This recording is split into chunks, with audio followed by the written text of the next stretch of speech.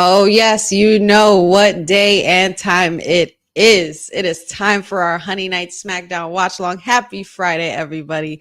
So excited to get into the events for tonight. Your girl's pulling double, triple, quadruple duty, whatever you want to call it. But I am glad to be here. Just came off of a great show with the WWT crew, and we're excited. We're excited, so excited. We're about to get into 2 hours of awesome wrestling stuff, and you could come here and talk all your ish with me. But before you do, always acknowledge your tribal chief. I'm the tribal chief around here. Yeah, you see me, the tribal chief. That's right. 10, 9, 8, 7, 6, 5, 4, 3, 2, 1. Women's Wrestling Talk, the #1 women's wrestling network on the planet.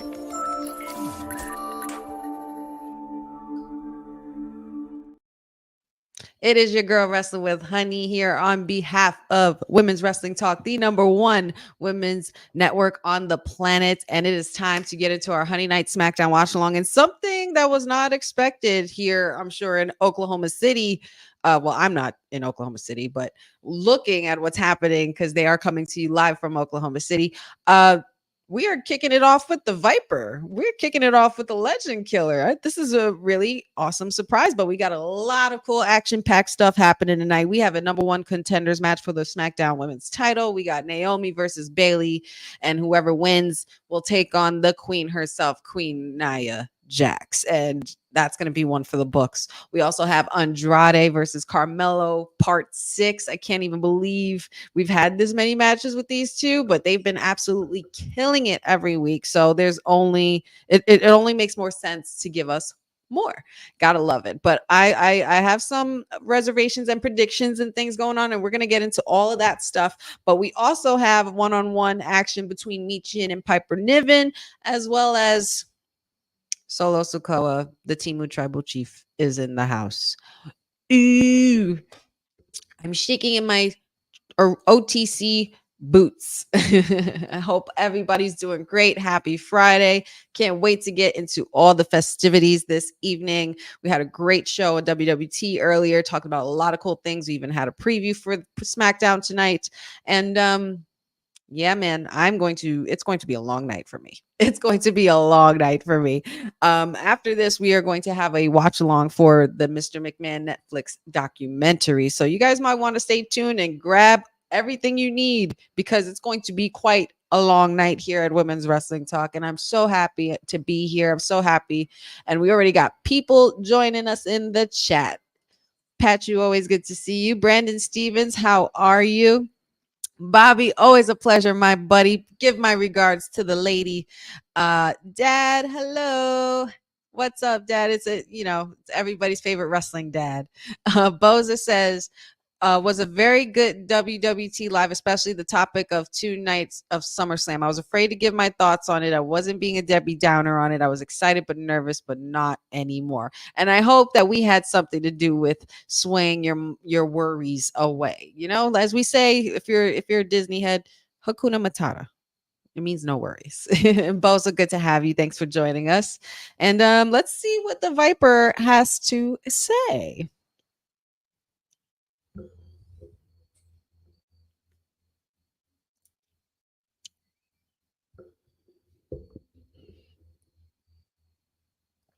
He wants to address Cody Rhodes because the math ain't mathin'.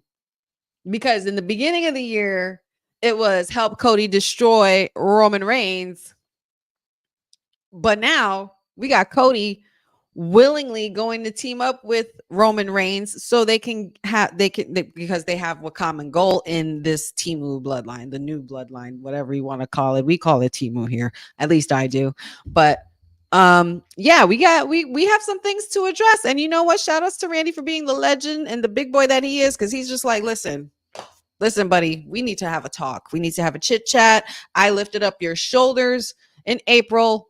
I lifted you up on my shoulders in April, and I saw you become champion. I helped you, not helped you become champion, but he was there to celebrate his victory. And now here we are in September, just before Bad Blood, and now Cody is tag teaming with Roman Reigns. I have a feeling that there's going to be quite a few people with questions, including Randy Orton, including Kevin Owens. And you know what? Even the final boss, because not for nothing, if I'm the final boss, I went through all of that hell for 2 nights in a row for you just so you can have this guy come and team up with you. We're going to have to talk about this. We're going to have to talk about this. And you know what? This is a great way to confuse us, because this only tells me one thing. Not to confuse us, but to try to sway our minds into thinking that something else might happen. But this screams War Games to me. It might as well be War Games now. It might as well. Oh, look at the 2 Cody Rhodes little cosplay boys. Oh, they're twins. How adorable. Even and you know what? Even Seth Rollins would have some questions too. Like, I would be like, dude, like, I limped out almost on a dislocated leg for you. I distracted the man. I was the reason you won that title. Technically, he was the reason why he won that title. It was because of Seth, because Roman Reigns still cannot handle and forgive the betrayal of Seth Rollins from the Shield years ago. If you know, you know. We've been here, done that. We've known what happened between them two. But there's a lot of people that Cody has to answer to. And as the champion, he owes those answers. So, Oklahoma City, what do you want to talk about? We want to talk about you being a little two-faced, Cody. There's 2 sides to Cody here. And not for nothing, he initially rejected helping Roman Reigns. Make it make sense. Make it make sense. Am I the only one who thinks that? Am I the only one who thinks this? Let me know what you guys think in the chat. And shout outs to everybody listening. In case you don't have a visual of what's going on, but we are here for the Honey Night SmackDown watch along. We do this every week. It's been a great time. Shout outs to my wrestling sister Courtney for covering me last week. She had an amazing watch along, and I want to appreciate you guys for supporting her through that. That was awesome. And maybe she might pop in. I don't know. I might have a special guest tonight. Sometimes I will, sometimes I won't. You never know what can happen here at Women's Wrestling Talk, but I do know that one thing will be happening after this, and that will be the Mr. McMahon watch along. So make sure you guys get yourself ready for that. And it could be a different kind of night, considering that, it's not our usual WWT talk.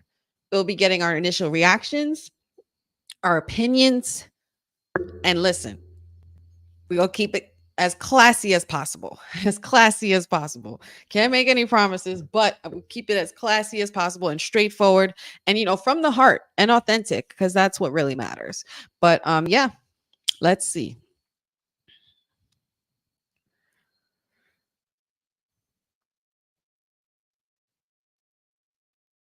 Yeah, should we take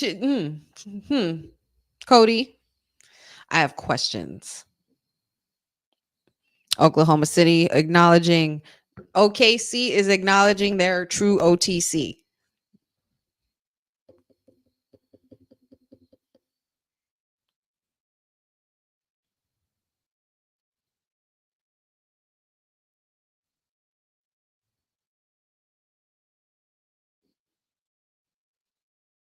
He's still not answering the question, though. He's still not answering the question.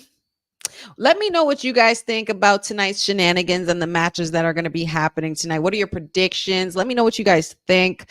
How do you guys feel about Cody Rhodes kind of pulling this card? Like, he wanted to mind his business in the first place, and now all of a sudden he wants to sign the contract to help Roman Reigns and be on his team. I'm not sure how to feel about that.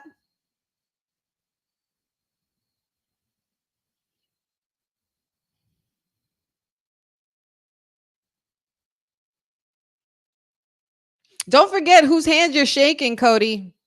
This is the apex predator. This is the Viper. There's a reason why they call him that. Oh. Oh. Up. And here he comes, Kevin Owens. I can only imagine how this is going to pan out. Because now, how do you explain this after the journey that you've taken us on in order to become the WWE champion, the guy, and remove the man who's been running it for the last, well, not really running the championship, but pretty much in that main event caliber for the last 10 years? Your whole return was based on finishing that story and taking that title away from that man. And that same man is the man that, before Kevin Owens could even have a word, Solo Sikoa's music has just hit, and there they are, the Timu bloodline. I acknowledge Jacob Fatu.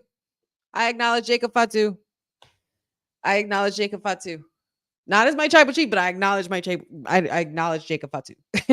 I will, like I said many times on this stream, I will acknowledge Jacob Fatu before I ever acknowledge Solo as a tribal chief. Period. And I said what I said. What do you got to say, Solo?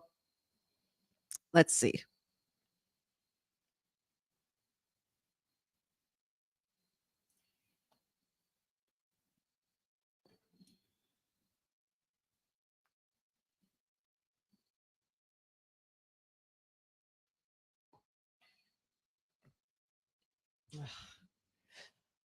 Boo this man.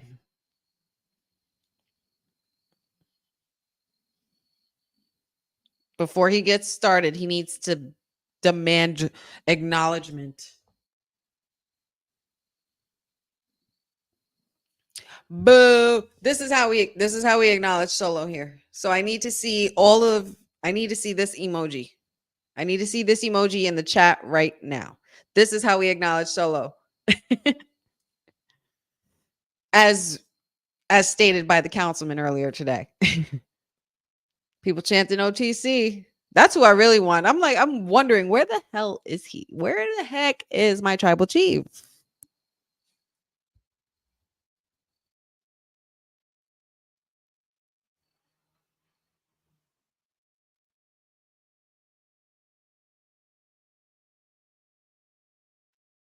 Solo Sikoa is starting to pot a little bit. He's saying the two men you're in the ring with, they're not going to be any good for you. You should trust Roman.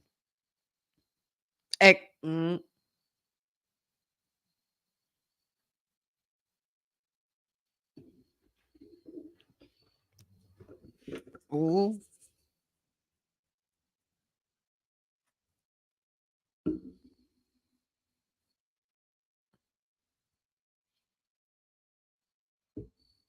Solo talking a lot of smack.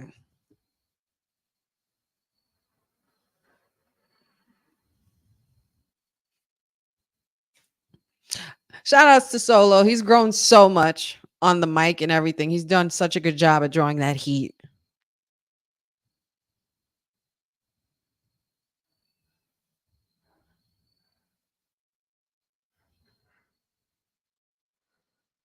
Yes. Randy,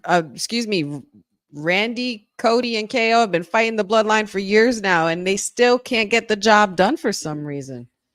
Good point, Solo.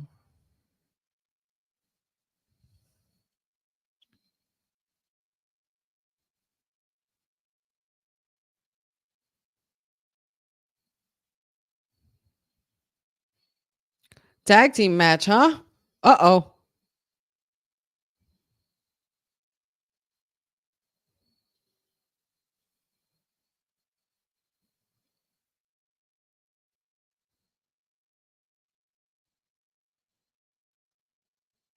Oh, little shade there.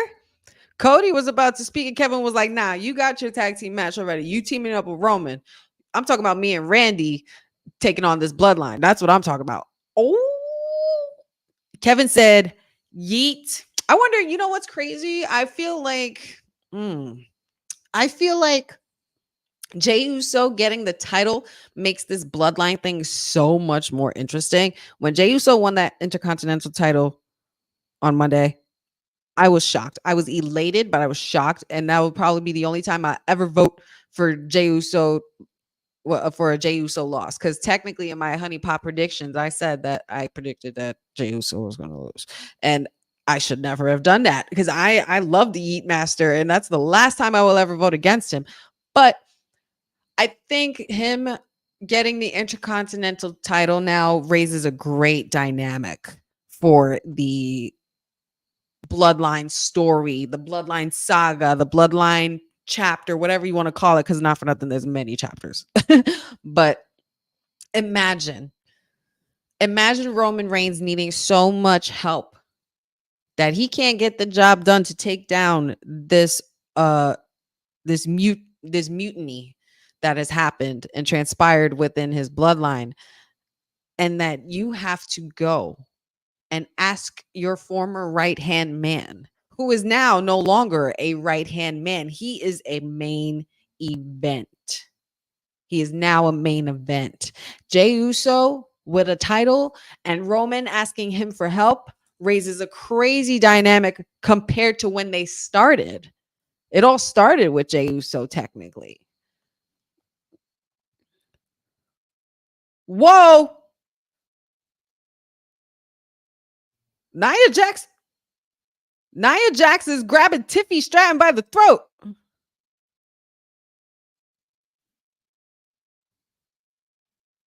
Well, she's pissed. She has every right to be.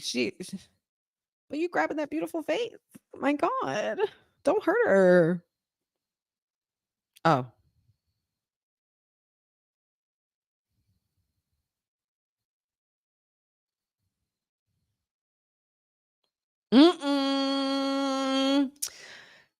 Tiffy didn't like that. Oh, Tiffy didn't like that. Oh, yes. The pot will be stirred tonight. Holy crap. I'm talking all this stuff about the bloodline story, and all of a sudden I see Nia Jax's hand around poor Tiffy's neck. Like, what the hell did she even say? But it's because of last week. Last week they lost, so now we have to have Bayley versus Naomi for an opportunity at the title at Bad Blood. And that is going to be happening right now because Bayley is on her way to the ring.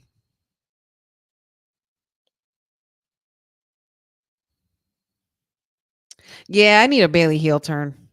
I need another heel turn, or I just need a rewind. This match is about to cook. This is going to be so good. That's what's up. Well, alrighty. What do you guys think of what just happened with Nia Jax and Tiffy? Do you guys have any thoughts on how this could end up falling out? Like, are they gonna no longer associate with each other? Is Tiffy gonna turn on Nia? Is Tiffy gonna cash in? Because I raised a really good point on WWT where I was talking about this could be a fatal 4-way opportunity. And Tiffy could just insert herself in the match at Bad Blood if it ends up being a triple threat, like everyone and the IWC is predicting that will happen. But we have to see what happens tonight first. But you guys let me know what you think in the chat. And don't forget to like and subscribe and share this video as well. Let all your people know that the most awesome Friday night watch along is live. Let them know. Let's see. Let's get into some of these comments.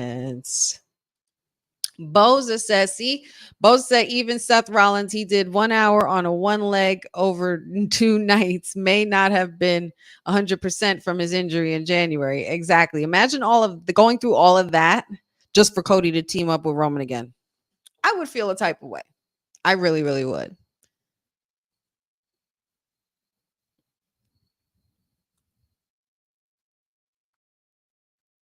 Let's see. I'm trying to get into more comments here. My computer froze just a second there. Sorry, guys. Let's see. Boza says Randy is jealous that Roman and Cody will be facing Team Bloodline. I don't know about jealous. I just think he's confused and trying to figure out where Cody's head's at. That's what I think. Cody got some explaining to do. Yes, Cody, Lucy, you got some explaining to do. Yep. Oh, Bobby says, I like your t-shirt. Thank you so much. If you know, you know. This is the original Adam Cole Baby t-shirt when he was on NXT with Undisputed Era. One of my favorite eras, of course, in NXT. Let's see. Dad says I see a lot of Austin 316 shirts. I mean, that's a given. We've been seeing them for the last 20 years everywhere, and they're still going. It's so crazy that I wonder now who has like the most like lead in sales for the t-shirt, like if Austin is still in like top 5 or anything like that. But golly, Austin 316 still running wild out here. Boza predicts shenanigans in Bailey versus Naomi. They painted themselves into a corner with that stipulation last week. Yeah, I would say so. I just think it would be a lot more interesting if they really make it a fatal 4-way by the time we get to Bad Blood, and have Tiffy cash in. But you know what? I'll pose this question to you guys in the chat. Do you guys think that Tiffy times cash in should be on a grander stage, or should it happen at an unexpected, in an more of an unexpected way? I couldn't even say that.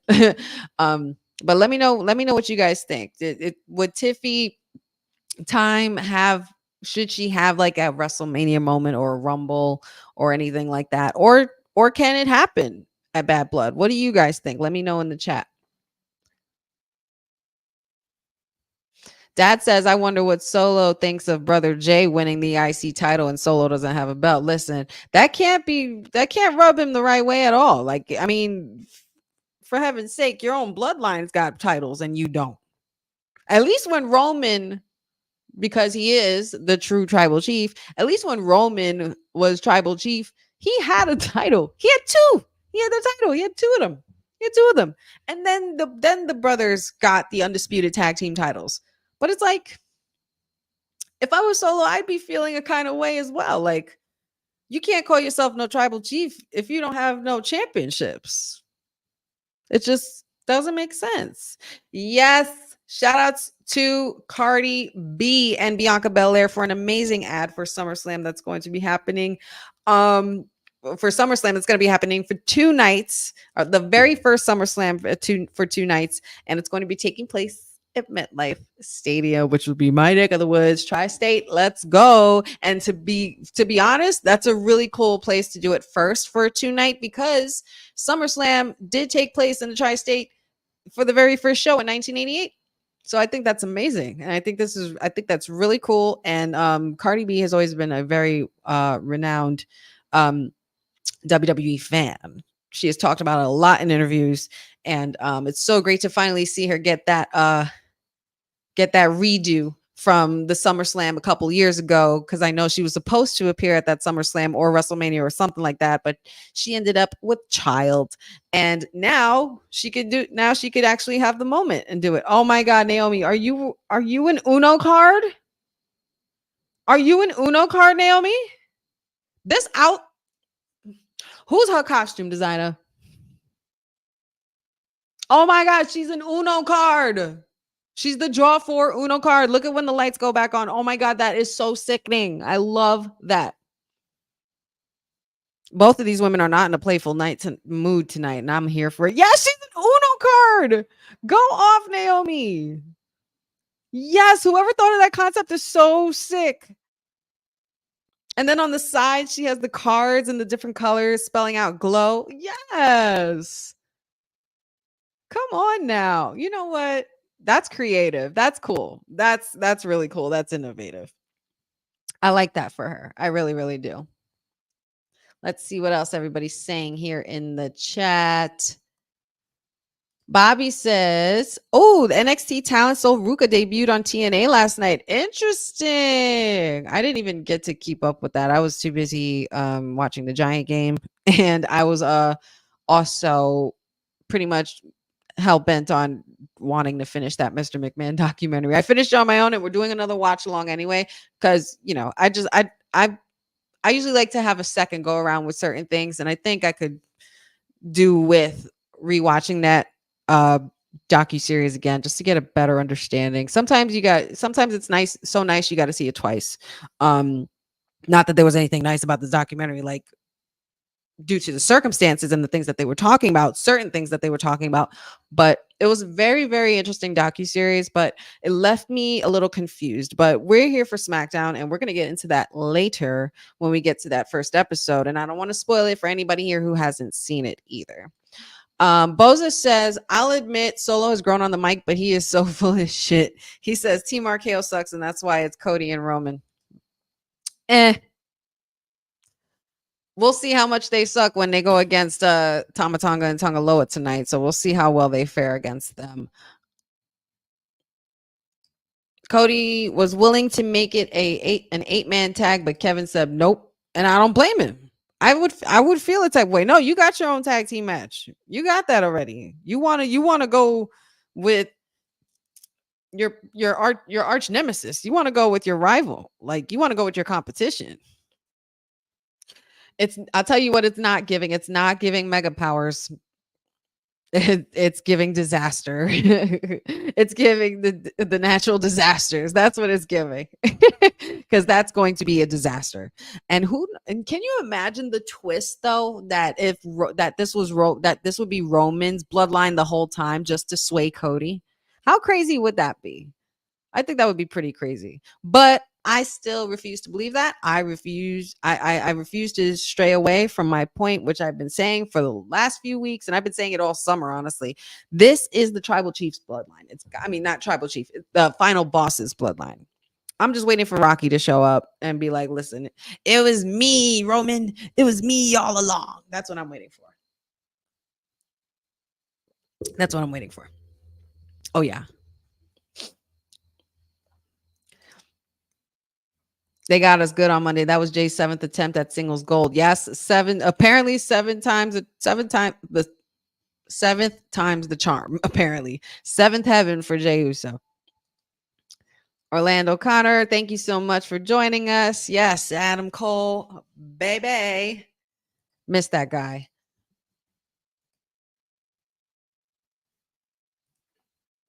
Let's see. Orlando Connor has a great question here. It's not necessarily related to anything wrestling, but we like sports here on this channel. Who is your favorite football team? Yours is hit, and he says mine is the Tampa Bay Buccaneers and the Steelers. Listen, I only have one favorite team, and one of those names that you named is my favorite team. And I'm not sure if you noticed, but there is a terrible towel in my presence, and it's always on my couch here in my studio. So that should be your answer right there. Let's go. It feels so good to be 3-0, by the way. Just saying, side note. Let's see. Boza says there will be shenanigans. He smells a triple threat because Queen Nia doesn't want to go to Bad Blood.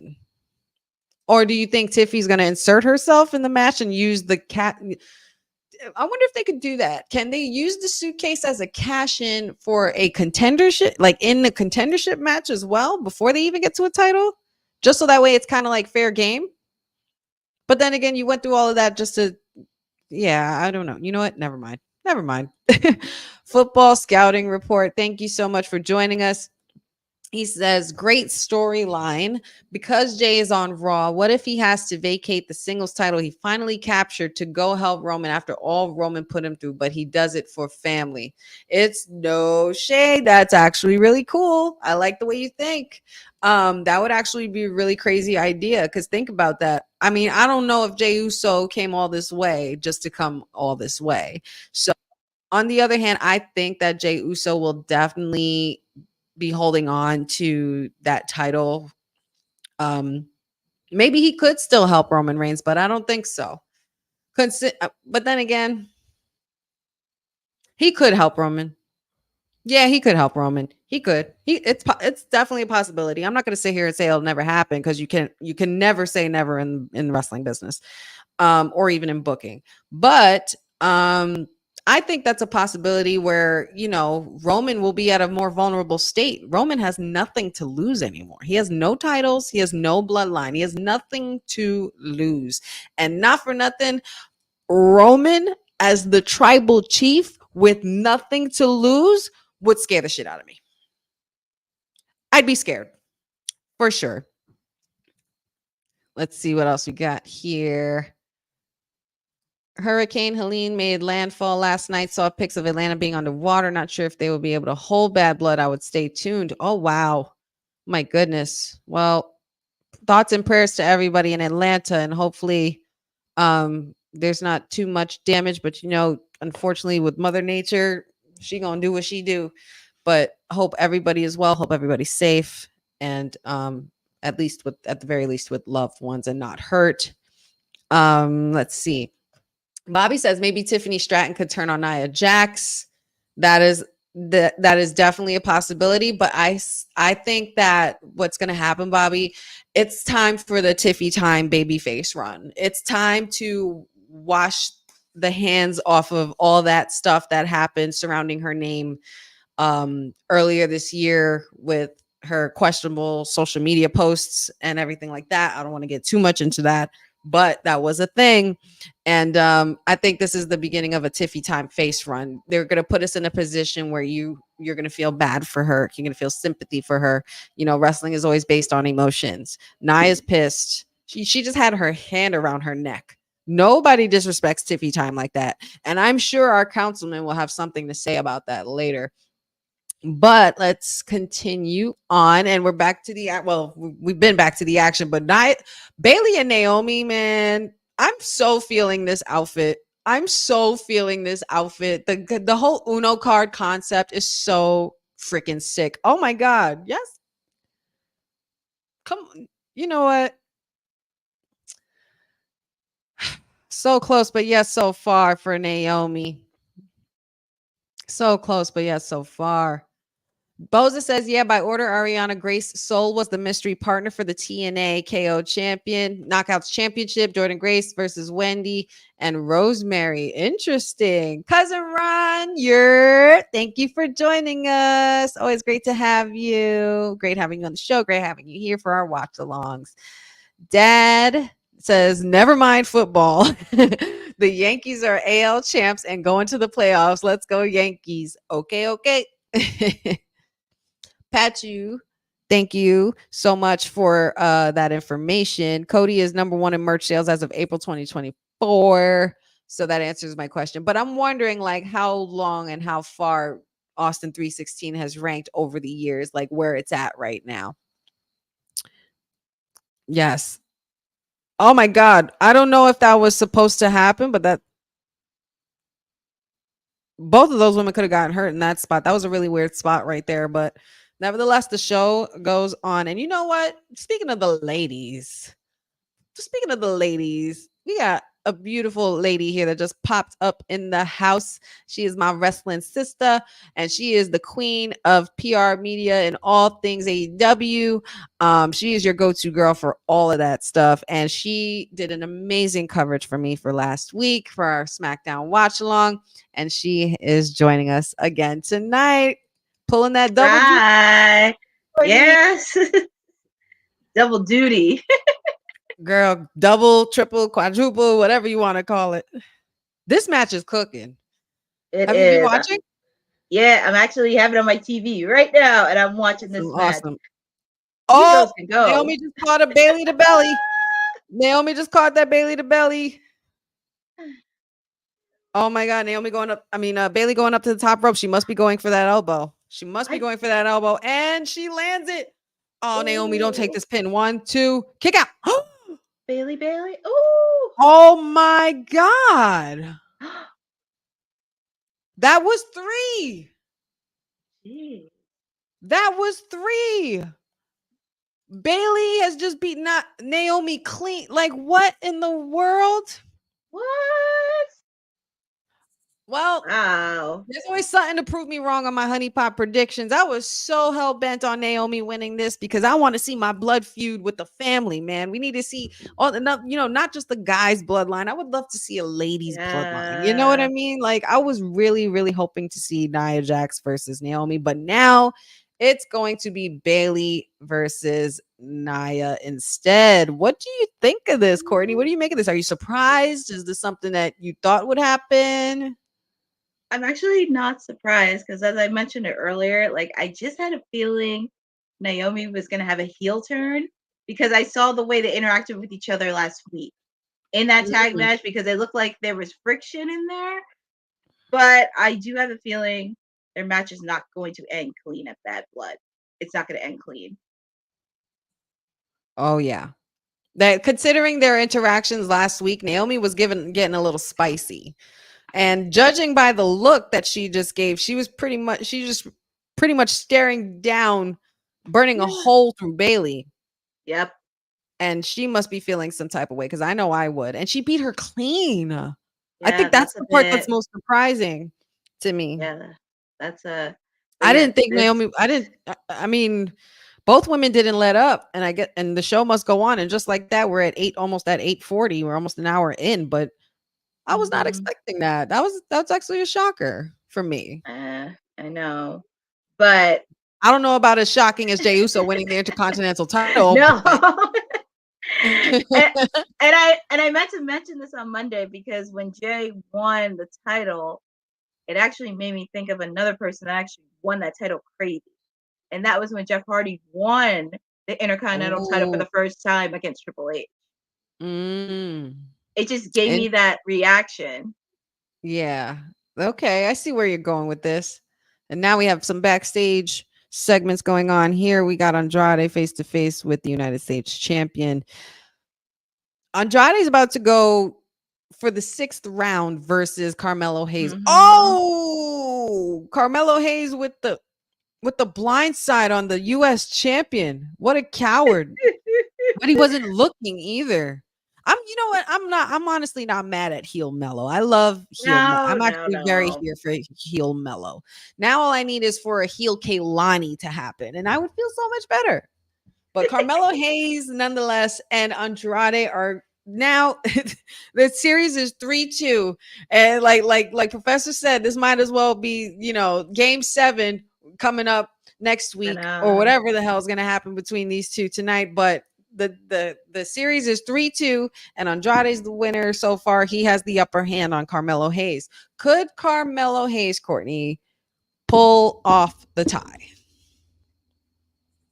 He has a chip on his shoulder, Carmelo Hayes. I can see him doing that because after he did that cheap shot against LA Knight, and he has proven himself the last couple months since he's been on SmackDown. It's not like he's on the fluke, like he's been putting match after match after match. And I could see Carmelo Hayes taking a little bit of an edge here, but he has a chip on his shoulder and he wants to prove something. And I don't have a problem with Kehlani Jordan turning heel because that is creeping up on NXT. I want to see that happen. I need that to happen. She put up a post recently, a couple of pictures up online where she was like wearing all black and she had shades on. I was like, is that her? Could that be heel Kaylani? Is that her? It looks good. It looks good. Now I just need it to happen. Um, I thought after that slap Ren Sinclair gave her, I thought, man, I thought she was gonna turn heel already. yeah, seriously, or jumper from behind backstage or something. But before they went to commercial here, they are really, really gearing up this monster versus monster match that's going to be happening at Bad Blood. They are literally booking it and making it look like King Kong versus Godzilla. Like, and Mhm. if you're a nerdy fan like the rest of us, you know all about King Kong versus Godzilla and the Yep. old school movies and everything. I know my dad would definitely know. My dad loves Godzilla movies. But yeah, Bronson Reed and Braun Strowman are about to tear the house down. I don't know. Like, is there a stipulation for this match? Do we know? No, I don't think No, there isn't a so. stipulation, right? No. It should just be like a chaos match. They should call it a chaos match and just have them do exactly what they've been doing and fight all over the arena. Yeah, pretty much. It's pretty much. I mean, they've been causing so much chaos the last couple of weeks. It's like insanity. And then they even tried to do it when the Miz was facing off against Bronson Reed. Yes, between that, I mean, between this match with these two and Carmelo versus Andrade with the men's, like I don't know what to make of these matches. There's just a lot of, pun intended, bad blood going around. Oh A lot yeah. of it. But I was really, shout outs to Naomi. Shout outs to Mhm. Naomi, but justice for Naomi. I will say that. Justice for Yes. Naomi. Not Yes. sure where they're going to go with this route. I think this is a way of Triple H trying to confuse us and surprise us and do all the things that he's been doing for the last year, since he's had, full creative control and helping out with Yeah. creative and booking. He's done such a phenomenal job. Like, come on, if you didn't think that Like we never thought in a million years CM Punk would ever come back. He always said he would never come No. back, but he said Nope, he would nope, never come nope. back as long as Vince is running it. Yes. So, and it's literally like as soon as that stopped happening, poof, there was CM Punk. Yep. And none of it was like one of those things where I wasn't gonna believe it until I see it, and it happened. We And didn't think it was and for those of you who don't know this, when I was starting my podcasting journey, before I was recruited by the amazing team here at WWT Live, I was doing Instagram lives for Monday Night Raw and for any PLEs that were happening. And I did one for War Games last year. My reaction to CM Punk went viral. Like I was maniacal in that video, and it's about to be the 1-year anniversary of that video. So I will be reposting that clip very, very soon. Just to, get in on the memories. But my reaction was absolutely priceless. And I just, that's what you live for as a wrestling fan. You want to be surprised. So I get it, Triple H. You cooking. I'm gonna let you cook. I have no complaints with Sean. Like, not really, except for the fact that he took the title off Trick, but that's neither here or there. Yeah, So, I know. But well, same thing with Cody. Yeah. When Cody came back, I did not think Cody Rhodes was not going to come back.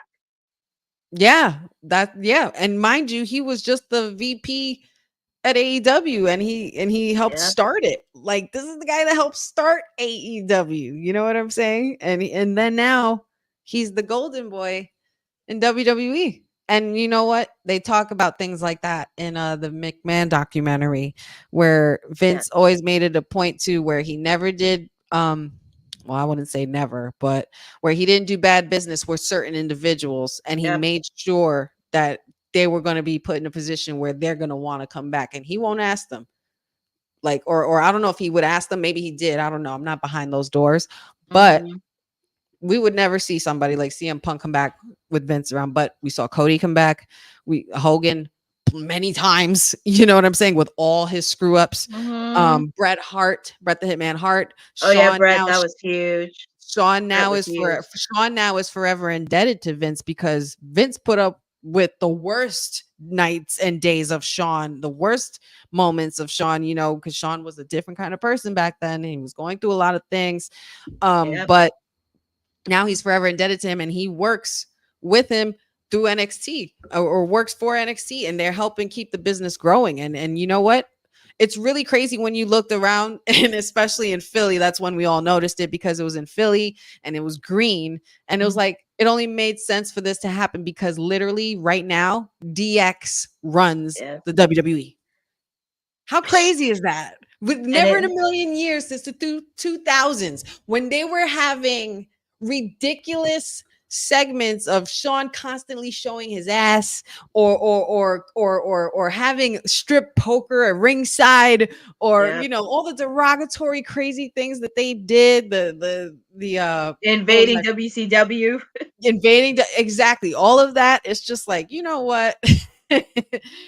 DX is running WWE, and that's crazy. I never would have thought in a million years that would be happening, but never. And now we are here in what probably one of the greatest Renaissance eras I've ever seen, the Levesque era, and I'm here for it.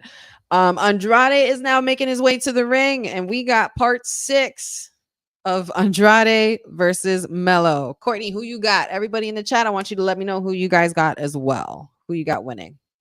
I got Carmelo Hayes winning. He just has so much momentum going. And he does. Even with that, he's trying to make a point. He went after LA Knight. He said, I want your US title. When he even first debuted, he was the first person he confronted. Yep. So now, if Carmelo Hayes loses, does this hurt Andrade? And if you were the booker of this match and you booked Carmelo Hayes to get the pin or get the win, what then do you do with Andrade? Where would you put him then? I think for Andrade, I don't think it's gonna hurt him because they're kind of really helping each other, and they actually do have good chemistry. And I believe, I don't know if he still has a Speed Championship. It might be, I don't know if he still has it now. I think he still does. Oh, he still does? Okay. So that's like really does. something. But also, I would pretty much keep him in lock because I know it's going to be Carmelo Hayes and LA Knight in the future. but also I could see kind of Andrade fitting in some type of equation because he wants that US title. So I could see that equation and I could see them putting a banger triple threat of a match. So I Yes. would keep him, I would just keep him in the fold of that title because that would be epic. Dad says here LA Knight might interfere with this match since he was just blindsided, which Yeah. would then mean that that Melo would still win, though, wouldn't he? Because it would be Um, disqualification. Whoever he punches first, whoever. I think at this point, LA Knight doesn't care. He'll just LA punch Knight don't give whoever. a damn because both of He them have don't. been in his face. Both of them have been in his face. And you know what? If I'm the US champion and I worked that hard to get that title, you need to get up out my face with all your BS because you're gonna keep knocking on that door. You're gonna be mad at that answer. You're not gonna like the answer that comes out, you know. But yeah, nonetheless, I mean, this is so far shaping up to be a good match. Before they went to commercial, I don't know what maneuver that was, but that was crazy. They almost like took each other's head off getting out of the ring. But it's also really good for Melo as well, I think. Yeah. I don't think any of this would hurt either of them, a loss for either one. They're both top competitors and they're pretty much at the top of their game right now. So I think they should keep that momentum going with Melo as far as, you know, being a heel. And it only makes sense being that he was the first Melo made his move on LA Knight first when he first arrived to the main roster. So I think it would make sense if we see Melo versus LA Knight, but that would mean that this is going to be a tie and that one more match would need to happen because the final match, the game 7 match would have to be the number 1 contendership opportunity. Goodness gracious, so much going on, so little time. So much. We're already at the 9:00 hour, guys. Where is the time going? Where is the time going? It's just flying by. Crazy. I'm so sick of these commercials. So since we're here, I'm just gonna go into some more of the chat. Let's see what we got. Boza says, I could see that last man standing being the main event. Braun versus Bronson. Hope the arena in the city of Evansville is ready. Yeah, as far as a main event match, yeah, but you got to have the champions involved. You know, it's going to be the tag team title match. That's going to probably be the main event between Roman and Cody. You know, our tribal chief does nothing but main event. Okay. In case you didn't know, or in case you were living under a rock, this is still the tribal chief show. It always has been and always will be. And if you need a reminder, here it is. Can't no man knock me out. I'm tired of being humble. I'm tired of letting people think they got a chance. The tribal chief is head and shoulders above everybody. This is my show. This is my camera. I run it all. Even when he's not here, okay, he runs it. Because how many times was that crowd chanting we want Roman the whole summer? A lot. The whole summer. A lot. Even after WrestleMania. The minute he lost at WrestleMania, I was like, damn it, I know we're not going to see him for a while. And it made me so sad. I almost went into a depression. But you know, it's summertime. You can't be depressed for the summer. Oh, wow. What a nice move. And we're back to the action. Andrade versus Carmelo Hayes. And it is a current 3 best out of 7 series, I guess. That's what I would have to assume. Hopefully I'm right. But Carmelo Hayes is just absolutely letting Andrade have it. They are pulling no punches, and they are pretty much having a response for everything that they throw at each other. So this has been a great match. I think after this match and the next and final match, which I'm hoping would be the 7, I keep them away from each other for a while. You know, just a little bit. Because I understand things can get a little repetitive, but this, when it's a worthy matchup like this, like, you know what I wished? You know who I wish that they would have done the best out of 7 for? Aleister Black versus Buddy Murphy. Oh my goodness. Do you remember how nasty that match was? Anybody in the chat, please let me know. Does anybody remember Alistair versus Buddy Murphy. Yeah, I think they had it like twice. I think they had one twice. Yeah. That one should have been a best out of 7 because that's a match I could watch forever. I'll go back and rewatch that shit. It was so good. So good. Oh, Alistair Black. Alistair Black. Speaking of which, I've been seeing a lot of reports about the fact that WWE's been interested in trying to get him back, and not for nothing. I've been saying this since they screwed up his contract and let him go. Like, dear God, dear wrestling gods, please, please, please help WWE get Alistair Black back. Please, because there's nothing that I would love more than to go to a live event and shout from the top of my lungs the Root of All Evil theme song. Nothing I would love more. Absolutely nothing. Oh, 1-2 and a kick out by Andrade. Another close call there. Another close call. Let's see who else is up in here in the chat.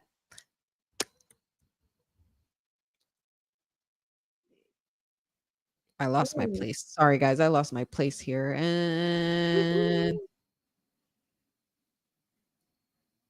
Boza says Io versus Naomi.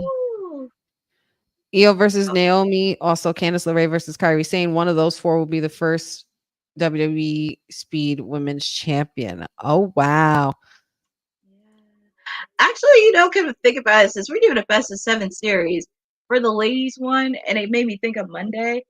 Io Sky versus Bianca Belair. Abso-freaking-lutely. Count me in. Sign me up like now. Like, sign me up. Because, and not for nothing, that wouldn't be the first time we've seen them face off, because they have faced off one-on-one in NXT before, and they've had bangers. So I can see those 2 ladies, especially after Io Sky beating Bianca. I'm sure our girl Cindy would be very, very pleased with how that match turned out. And Io Sky ended up getting that win on Bianca, which was crazy. A lot of people forget. There's Io Sky, and then there was Io Shirai. Io Shirai was another animal. She was a whole other animal, especially when she turned heel in NXT. I loved it. I immediately loved it. I like the Genius of the Sky, the little cosplay with the sparkly teddy bear thing, like whatever her look was. But Io Shirai. Carmelo Hayes, and we got another kick out from Andrade. Carmelo, what else is it going to take? Yeah. What else is it going to take? Cousin Ron, insert cheeky baby quote. What was that in reference to? What were we talking about at that time? That was 10 minutes ago. I think, 10 minutes ago. Dad says the screw job episode was interesting. Vince still denies screwing Brett. Actually, I don't know if he denies screwing Brett. He just says, I didn't screw Brett. He said he has no sympathy for it. If anybody screwed Brett, it was Shawn Michaels. No. I mean, I remember when they even said Brett screwed Brett. You remember how big of a deal that was, man? How big of a deal that was. I mean, it was the beginning of the creation of the Mr. McMahon character, and at that time, he gave 0 Fs. Yeah, it was so interesting because even though I was about 6, I didn't watch wrestling back then, but watching some of the archive footage happening with that interview, him saying Brett screwed Brett, it's like, man, and especially in Canada, in Montreal. Yeah, I remember. You know what's so funny? As a wrestling fan at the time, I was, before my love for Shawn Michaels came, because Brett and Shawn were like this to me. Like they were neck and neck. You know what I mean? It was like Rock and Austin. You can't choose between these two. They're both freaking great. But there was just something, I don't know. Brett was first for me. Brett was one of the first that I remember seeing besides The Undertaker. I would dress like him, like the curly hair, the action figures, you name it. But when Shawn came around and when I saw that match, I remember looking over at my dad, like so confused as to like what really happened and questioning if what was happening was really true. You know what I mean? Like behind closed doors. Like, but when we saw Bret Hart spit in the face of Vince McMahon and that landed right on his eye, that was when we knew. We were like, oh shit. yeah, something went wrong. Something went awry. Something that happened wasn't supposed to happen the way it was supposed to, and here we are now. But to a point, I wouldn't necessarily agree with how they did it, but I understand why, because Brett was going to take a title and bring it to another promotion, and that back then especially was no. That's just something you don't do. It was a different time. It really was a different time. But that was probably one of my most memorable moments where I was like, okay, what's going on? And me as a Bret Hart fan, I started to see the decline of his momentum, and then DX was on the rise, and I'm like, okay. And then Brett left to WCW, and I'm like, okay, well, Sean's the guy now. Sean's my guy now. I'll always love Brett, but Sean is my guy too. Especially, DX was just fun and out there, and they were in your face, and they pushed the needle. They took risks, crazy risks, that I'm sure that they look back on now, or if they show their kids, they're like, yeah, sorry. Yeah, dad was a little different back then.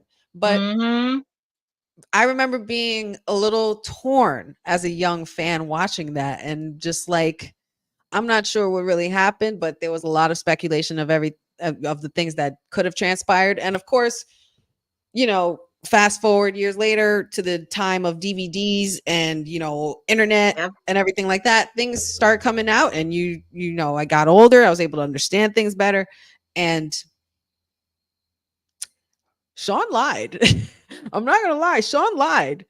Like the finish and that finish, and to know that Triple H was like, well, screw it, do it anyway, or whatever the hell. Like, I was just like, it's nail biting. It's almost nail biting. But we are way off topic. Andrade, I love when he does that double backflip. I love when he does that. Andrade's so close, but yet so far. What are we gonna do about this? Unless this ends in a draw because of LA Knight. Yeah. But depending on whose hand, it depends on who LA Knight hits. If he hits Carmelo, Andrade loses, and that means Carmelo gets the win. So then it would be 3-3. Yep. And Carmelo attacked him before the match, so now you definitely know that would definitely have to happen for sure. All-Star Fandom, Dion, good to see you, buddy. Put the fries in the bag, Mello for the win. Pyro Maximus, thank you for joining us. Mello better win after that fight backstage last week. That looked great. Mello to even the series. Mello. It seems to be all Mello and all net up in the chat today. Oh, what are these two about to do? Ooh, nasty. Go off, Carmelo. Carmelo has grown.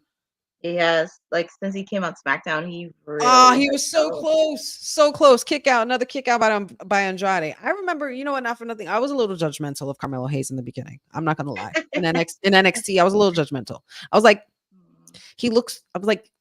and you know what? It was that, and it was probably wrong of me to judge, but the sizes, and I'm just like, I don't know if Mello would have what it takes to be a guy where it's like he's that guy, like he's intimidating or anything.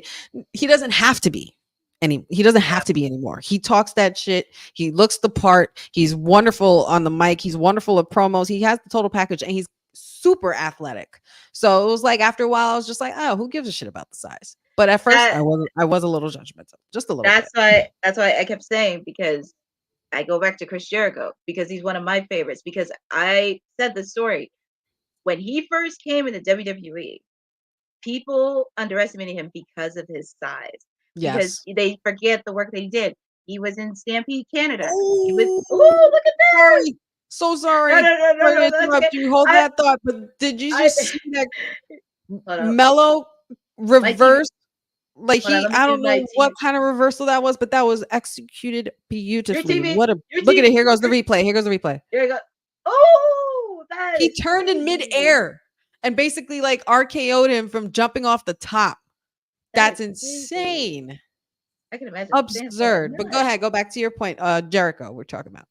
Yeah, because the reason I say he was one of my favorites, because he wrestled in Canada, Mexico, Japan, ECW, WCW. When he first came into WWE, and he said this multiple times, like people underestimated him because of his size. Triple Yes. H said him and Jericho hated each other when he first started. Oh like yeah, I'm his sure. size, but he proved them wrong. Like, he was the first undisputed champion, Mm-hmm. 9-time Intercontinental champion, which nobody has broken that record. He's proved himself with promos. Like, Mm-hmm. he's shown time and time again. And I know everybody's like sick of him at AEW, but it's like, dude, he's put in the work. He's still wrestling, and he's helping out some of the young talent. And some people tend to forget, because there are some stories where this crazy shitty story, because somebody couldn't stand Jericho, they made up like the sexual assault against him. It was like in one article, and it was crazy.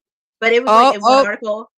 Oh, There he is. The megastar is out, and he is pissed, and he does not like being blindsided or cheap shotted. You better Mello. You better run for your yeah. life. Oh! Don't put your hands on him. Oh, watch out for Andrade. I want to know where he got his shades. Here it comes. Mello with the roll up, and the win goes to Mello. Yes, 3-3. Not necessarily a disqualification as we had earlier predicted, but that was done very differently. So it made it less predictable. Very good. And he still won clean. Shout outs. Woo! I mean, and look, shout out LA to Knight, Carmelo turn Hayes. around. You LA better Knight, run, man. You better run. You Run, need run, eyes on the run. back of your head, sir. I want to know where he got his glasses from. His sunglasses. Yo, when did Andrade get all this hang time? His hair looks great long, but it kind of looks like similar to Seth. All right, the match is over. You can fight. Go ahead. Just throw a punch, please. Yeah, somebody. LA Knight and Andrade having some words inside the ring. I'm sure Andrade doesn't appreciate being interrupted while he was in the middle of a very important match, and he got him, and he was just embarrassed. I know. Lost the match and everything else did. Mello for the win. But yeah, Jericho. Jericho, if there's anything, one thing that I definitely learned about watching Chris Jericho over the years, first of all, when he was in WCW, big fan, loved Jericho. Don't know why they didn't use him the way they should have used him. And he was so charismatic. And then when he came up with the original long list of reasons why he should fight Goldberg. Can you imagine the trouble that would have saved a lot of people? You know what I'm saying? Like it would, right? But with him, you would not see CM Punk, Bryan Danielson, because CM Punk said in one of his promos before he left the first time, he included Chris Jericho's name, he included Rob Van Dam's name, and there was another name he included that was like similar to his size. So there were people that really inspired by him, like Kevin Owens, pretty much everybody from Canada, Kevin Owens, Sami Zayn, a lot of people were influenced by him.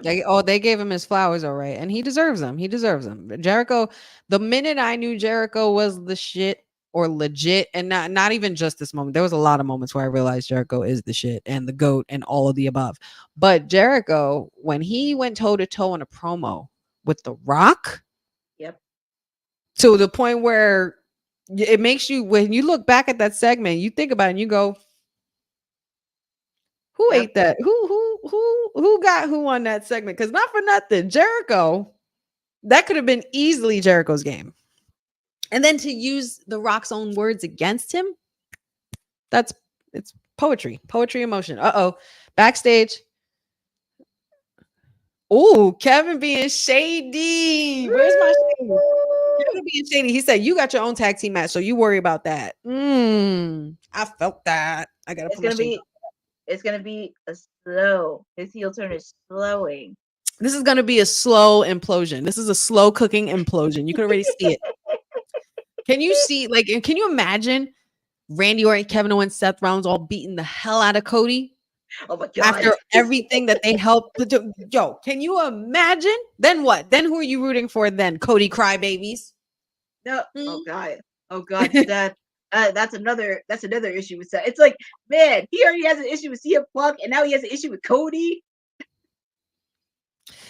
I don't know, man. Cody's just digging himself a little bit of a grave here, if you ask me. And Michin is on her way out to the ring, which means we are going to be gearing up for a big fight feel. We have Michin versus Piper Niven going one-on-one tonight. There's been a lot of trash talk from Miss Chelsea Green.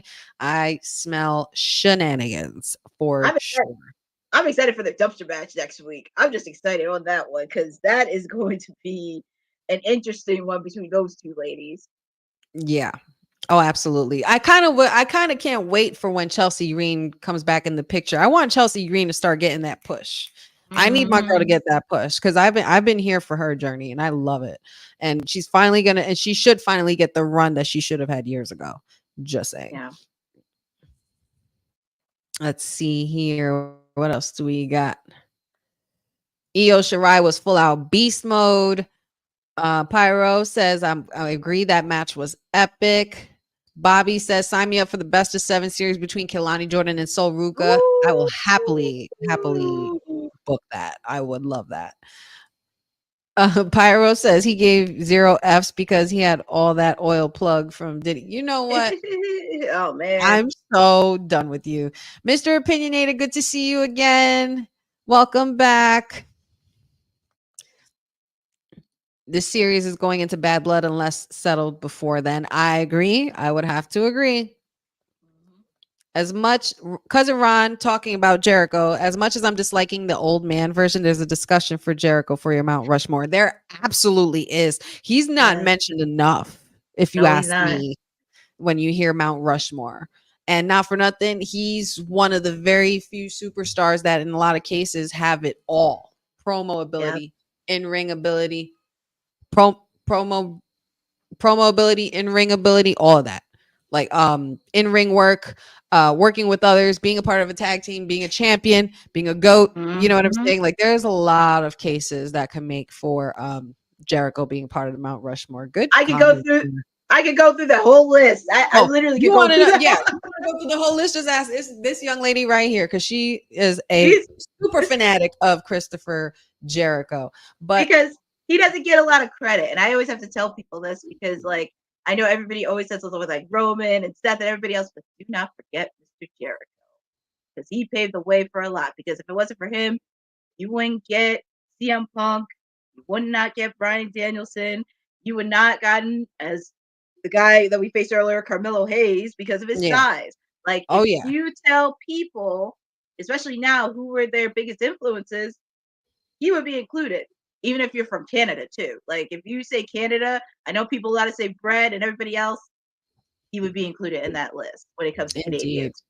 Indeed. We are 10 minutes after the 9 o'clock hour and there is a commercial on. So I think this would be a great time to acknowledge our amazing sponsors and go check out some merch, guys.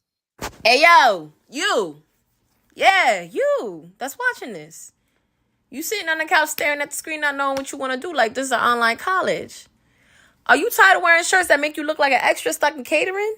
Do you want to step your wrestling swag game up to the next level? Then Women's Wrestling Talk has got you covered. Like literally. Are you for life in pink or black and white? Or maybe you're the EST and people need to respect you accordingly. Want to put some pride in your stride and show off the muscle in your hustle? Then make sure you check out the WWT store. Not now, but right now. Alright? What you waiting for? Head to www talkpodstore.com and don't make me fight you. Shit. This episode of Women's Wrestling Talk has been brought to you by All Caribbean Wrestling. Catch the wave.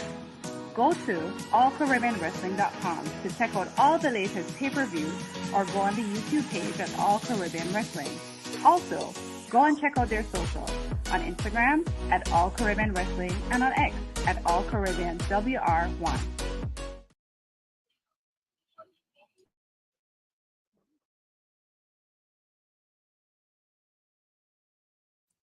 Sorry, guys.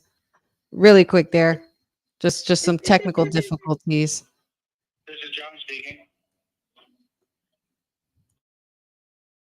Oh.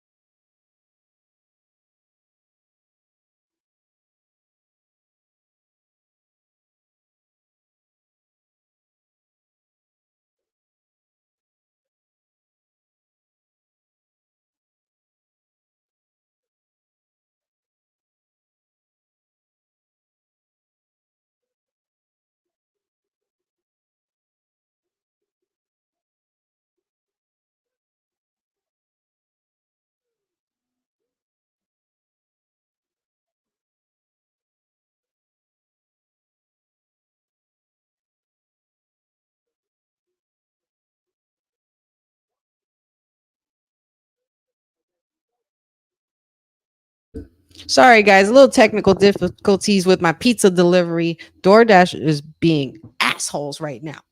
Sorry, guys.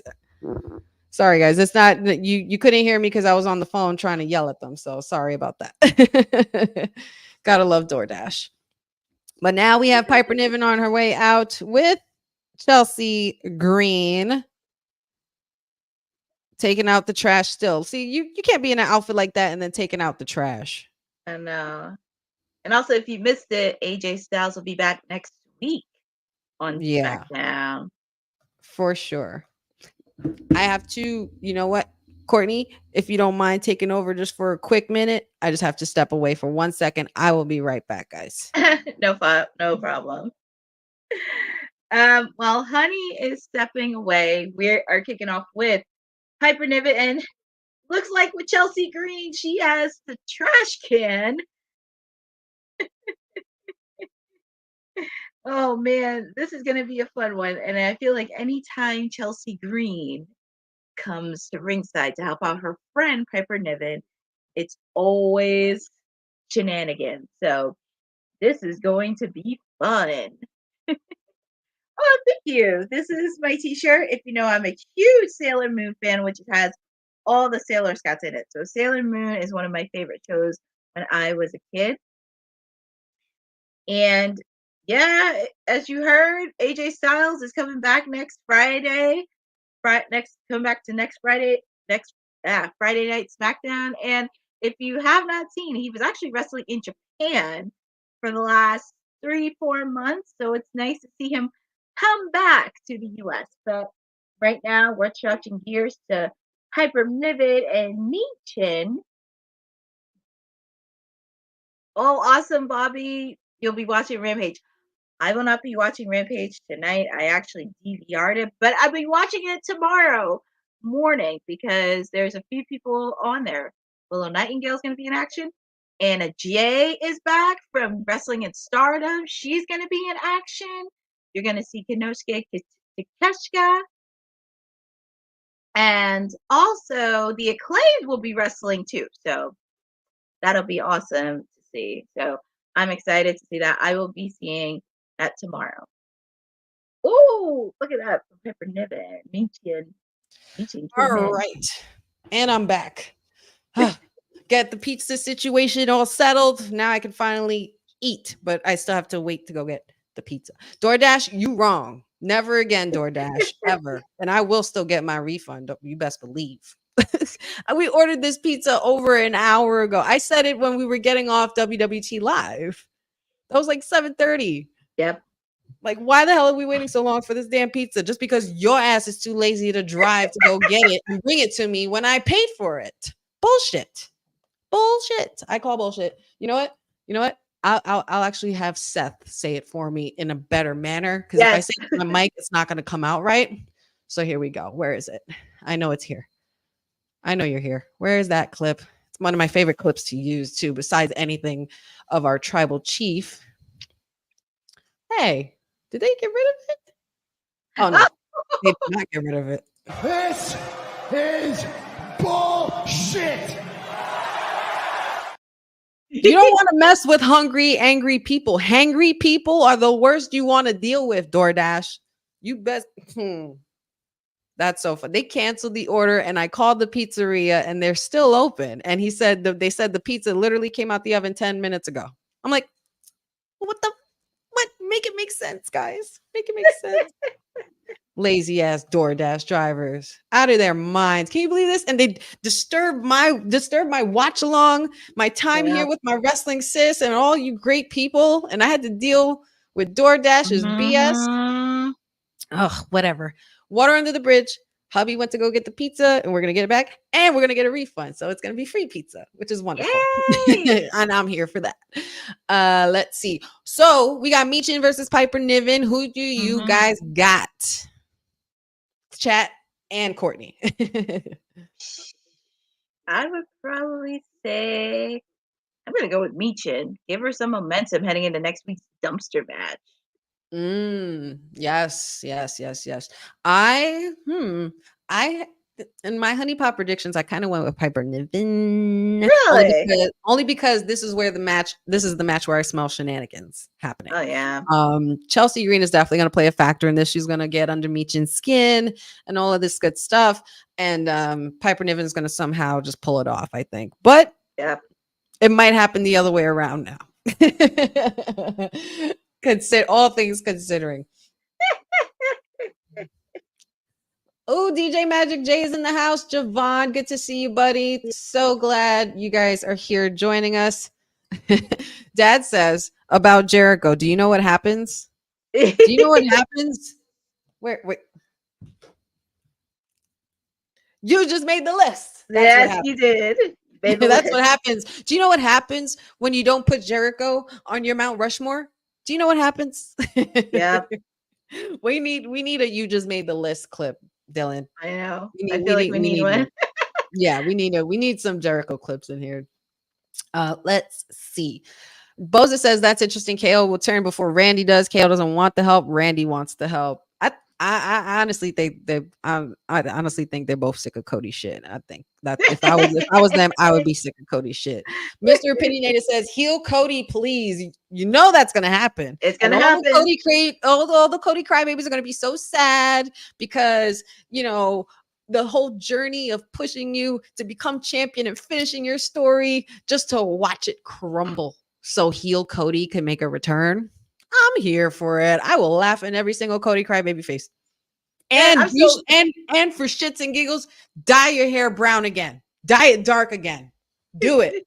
Do it the same way you did that American Nightmare when you transitioned out into the indies and you dyed your hair. Do that again. Yeah. Come on, Cody. You know you want to. Turn heel, Cody. You know you want to. Boza says, what is Honey's thoughts on the fact that Mia Yim will take out the trash? Well, Michin will take out the trash next week when she gets Chelsea in the first women's dumpster match. I will definitely say that Chelsea Green needs to watch out. She probably needs to do her research and go back and watch a few NXT weeks ago or a few weeks back. That match with Michin and Jada Parker on NXT, that street fight. Yep. Take notes, darling. That's my thoughts on that. Bobby says Chelsea Green is so good in the ring. She absolutely is. Cousin Ron posed a question, and I'll pose this question to you, Courtney. Do you see Chelsea in the running for the eventual main roster mid-card title? Oh yeah, 100%. She's like one of the front runners for that. Considering we have a loaded women's roster. Holy God. I could see Chelsea. Did Chelsea she being just... the first. Holy cow, look at this. Michin and Woo! wow. Go off, Piper. No excuses. I'm here for this. I know. They need to put Piper at the forefront for a championship.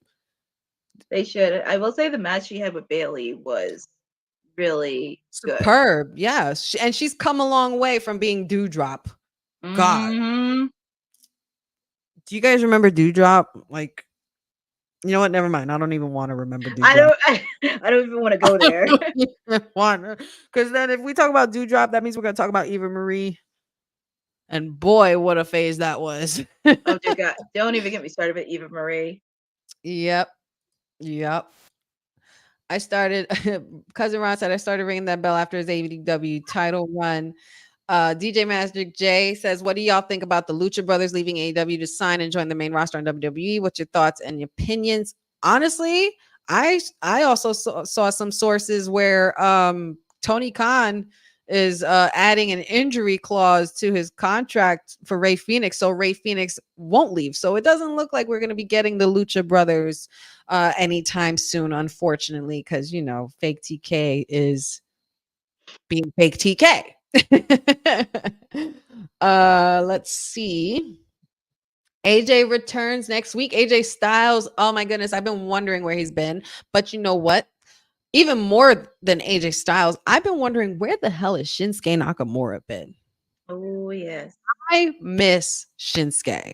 Shinsuke is my guy. Where the hell is he? And as I say that, I see DJ Magic J says AJ Styles is my guy. Well, we beefing now. We beefing. Bobby also mentioned Shinsuke Nakamura. He misses him on TV. I do too. Um, I miss his amazing promos with that Kill Bill vibe to it with the anime, and it looks so damn good. Oh my god!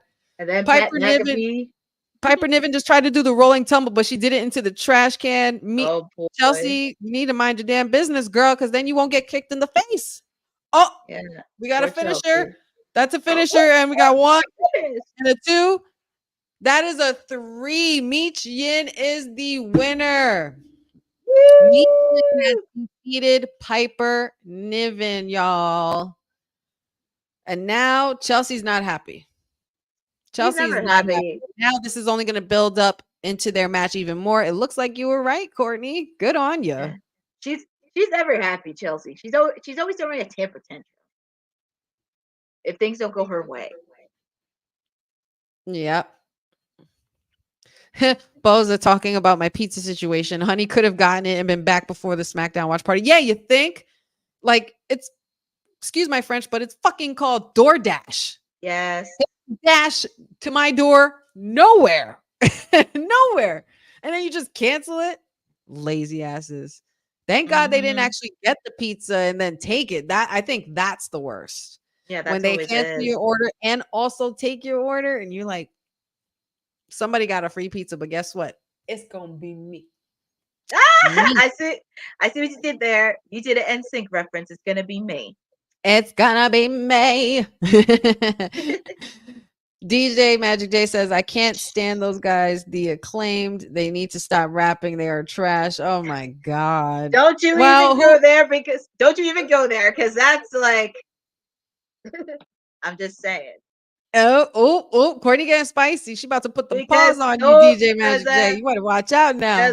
Those are my guys. Considering Bowens is from my home state, and I know people talk a lot of shit about Caster, but I do have a soft spot, and I did meet him in December, and he was very sweet when I met him. So don't make me go platinum max on you. Oh, yeah. Oh, and here we go. As announced today by the SmackDown General Manager Nick Aldis, there will be a triple threat tag team ladder match. And that's going to be with the Temu Bloodline, DIY, and the Street Profits. Good. It's time to see them be in the forefront. It's time for them. Y'all better be ready. Y'all better be ready for this match. This match is going to be pure, utter chaos. Chaos. I'm ready. DJ Magic J, this is something you and DJ Magic J can actually agree on here is he's been watching Chris Jericho since he was in WCW, so he should be in the Mount Rushmore of wrestlers. Javon says, as a proud member of the Cody Cry Baby Club, the CCBC, as a proud member of the CCBC, I'm perfectly fine with Cody turning heel as long as it makes sense long-term wise. You know it will. You know it will. Oh, yeah. Cody will always find a way to finish a story and create a new one because that's what wrestling is all about. And shout outs to you for being a member of the Cody Crybabies. This man, listen, this man was relentless on me during WrestleMania, gearing up for WrestleMania season. Every chance he got. Is my buddy Javon. Who's also from Jersey. I was final boss Rock, and I wanted my final boss main event. He was like, nah. He's like, get his old ass out of here and all this stuff. And we went back and forth in the DMs and shit. It's such a good time, but that's the reason. That's why wrestling is so good because of conversations like that. And then shit happens, but then you're like, hey, I'm still your friend, no matter what. Exactly. We can have a difference of opinion. We could agree to disagree. Exactly. Friendly disagreement. But you did rob me of my main event. And I ain't gonna forget that. You owe us, Cody Crybabies. So as a proud member of the Cody Crybaby Club, you, sir, should let the other Cody Crybaby constituents know that revenge is coming. Yes, it is. Let's see. How about Chelsea Green as NXT Women's Champion? She never won the NXT Women's Championship. There's quite a few women that never won the NXT Women's Championship who are on the main roster. Chelsea Green being one of them. I could see that, but not with what's going on right now. Things are way too hot with Roxy, and especially when you just brought in Julia and Stephanie Vacour to the fold. You might want to cool it off. Just let it cool off for a little bit, fan the flames, and then we'll see about. Their match is gonna be epic on Tuesday. That match is going to be absolutely sickening. I think I might have to tune in for Tuesday Night Pharaoh. I might have to do that, especially because it's on the CW, first day on the CW too. So it's new network. It's going to be freaking amazing. So make sure you guys tune in to Tuesday Night Pharaoh because we do have an NXT watch along now. I don't know if y'all know this. We got y'all on Tuesday. We got y'all on Wednesdays for AEW, and then we have Fridays for SmackDown, and then not to mention when we have PLEs. And maybe soon there will be a permanent Monday Night Raw watch along. You heard it here first, y'all. You heard it here first. You might get it.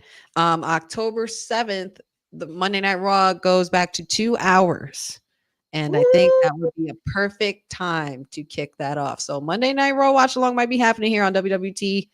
Just saying. And this was approved by the boss lady as well. Oh man, let's see here. Chelsea or Cindy says Chelsea Green. I read Chelsea, but I'm gonna say Cindy. Good to see you, babe. Glad you're here. Chelsea Green should go for the mid-card title coming up when they announce that mid-card title. I think that would be a great idea. Or make her Money in the Bank next year. Put it right at the top. I would love that. Bobby says to check out that Councilman NXT watch along. Make sure you do. Tuesday Night Pharaoh. It's very important. DJ Magic J says if Cody turns into a bad guy, that would make my day. Like Hulk Hogan forming NWO with Scott Hall and Kevin Nash, because that's the only time I support him. So yes, please, Cody, turn heel. Ooh. Like who's the third man? Who's the third man? God, what a time. What a time to be alive. Boy. If you weren't alive and watching that live, I feel sorry, but it was beautiful. It was absolutely crazy. Cindy says Tuesday Night Pharaoh without Lola Vice. Oh my God, girl, she loved poking that bear. She loved poking that bear. But you know what? I'm gonna laugh at it anyway. You are a trip, girlfriend. Always great to have you. Thanks for joining us tonight. What do you guys think of the shenanigans that have been going on this evening? So far, I'm wrong. So far, I was wrong on both accounts. No, excuse me. I said Mello would win. I was wrong on Chelsea Green. Chelsea Green causing a disqualification. Mm-hmm. And I thought that Piper was going to take the win. But so far, just one and one. I'm 1-1. That's good. That's good. Dad says SummerSlam in New Jersey looks like I may have to make a trip up. Hint, hint. Let's go. Yeah. Oh, yeah. Yeah. I would have to assume so. And it's going to be lit. Being that SummerSlam started in the tri-state area, and this is the very first 2-nighter. Oh, Dad, you best believe. So yes. Gotta make some calls to some friends that you know. You know what I'm saying, Dad? Wink, wink. You know what I'm saying? That was a bad wink, by the way. Let's see. Bobby says all NXT talents are getting opportunity before Lola Vice. Bobby Petito, Bobby with some spicy words. Spicy words. Cindy says, Courtney, when you put in the belt on my girl Mina, that'll be a generational betrayal on Mariah. She's getting it soon. Soon. Bank on it. Because they all want Mina. They all want Mina. Absolutely. Javon also said this to me the other day, and when we found out that the news would break that SummerSlam was going to be held for 2 nights in Jersey, he said, mosh pit in the MetLife parking lot. Ooh, I hear my door. That means my pizza's here. And it ain't DoorDash either. Make my husband get up and have to go when we ordered it through DoorDash. The whole point is to dash to the door yourself and deliver the food. That's the whole point. But I digress. I know. But that's what happens when I haven't eaten yet, and hubby hasn't eaten yet, and we've been waiting for over an hour and a half for pizza that never came. So we made the pizza come to us. Screw that. Right. Uh-oh. Let's see. Naomi saying that Bailey deserves this moment. Oh. And you're going to go on a bad blood. And when you get that championship, let's run it back. That's a deal. Mm-hmm. So, somebody's Courtney, you might be right. You might be right on the money with a Naomi heel turn. Because if you Oh, see Tiffy. the interaction, if you've seen the interactions that they had, Miss Money in the Bank.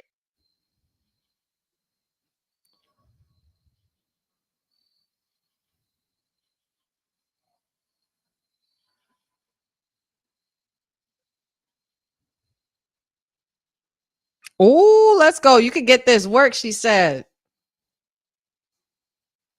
Naomi's going to make Nick Aldis's office, and she's gonna make that match happen. Toodles.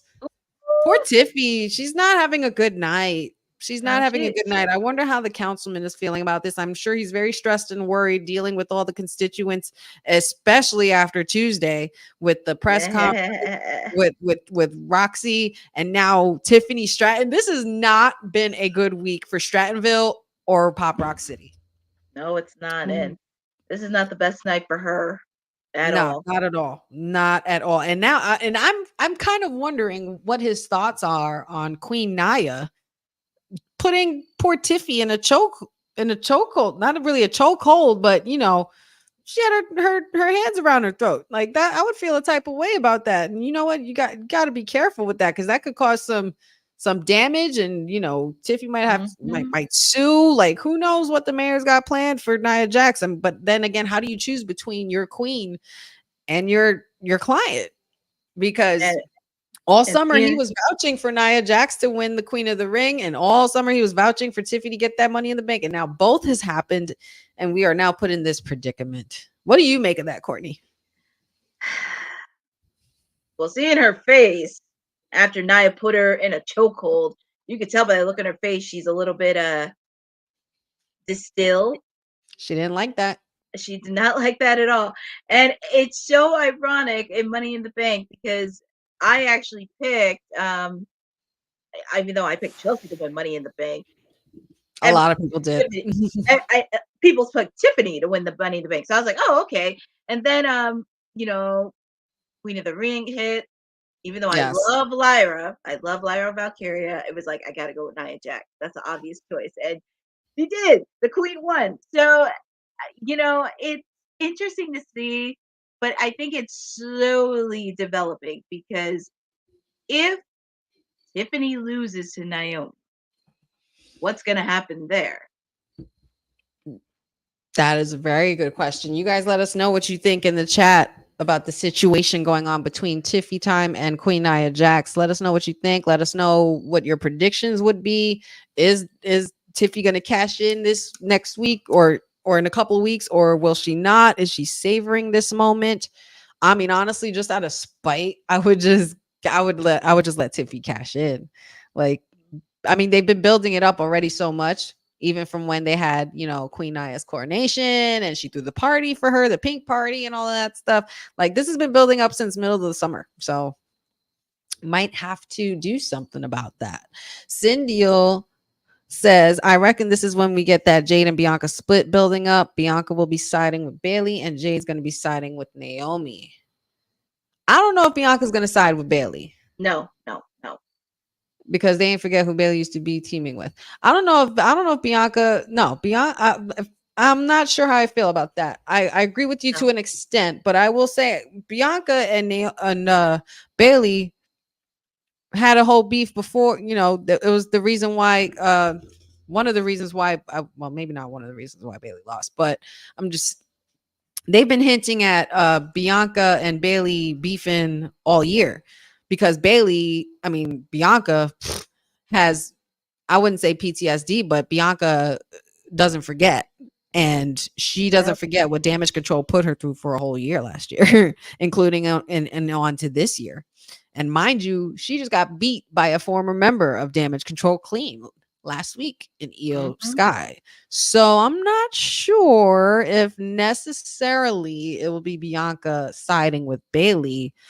But Jade gonna be siding with Naomi. But you know what? This could also be leading to a Naomi heel turn, though. To go to Courtney's point. Like, I think you guys are like kind of like intertwined here, because let's go back. Does anybody remember a faction by the name of Team Bad? I remember that. That was Sasha Banks, not Mercedes Moné. That was Tamina Snuka, Sasha Banks, and who was the leader and the mouthpiece? Naomi. Naomi was the mouthpiece in Team Bad. It wouldn't be her first rodeo as a heel. I wouldn't be mad at that. I wouldn't be mad at a Naomi heel turn. But then now, what do you do with Jade and Bianca? Are you going to turn them heels too? Like, what do you do? Because it's the big three.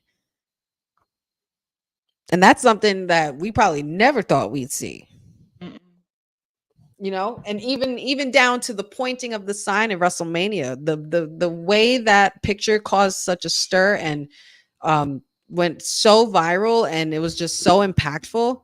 Who's to say that maybe they weren't hinting at, oh yeah, we're coming to take over everything. Oh, and you're not gonna like us either. You're gonna hate us. Yeah, like a revamped version of Team Bad.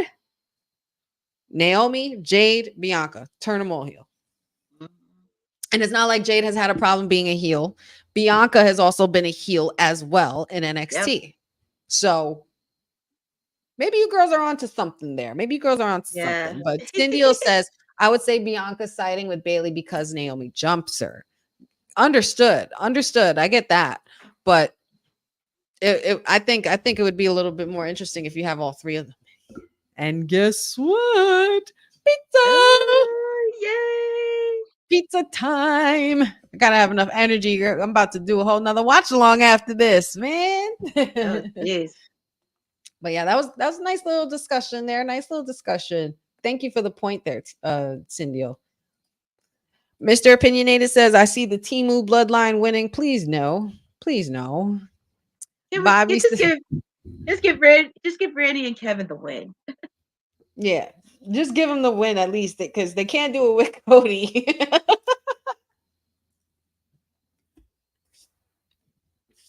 Bobby says Tiffany Stratton wins the belt at Bad Blood or episode of SmackDown. So you think that she's going to cash in, is what you're saying. Okay.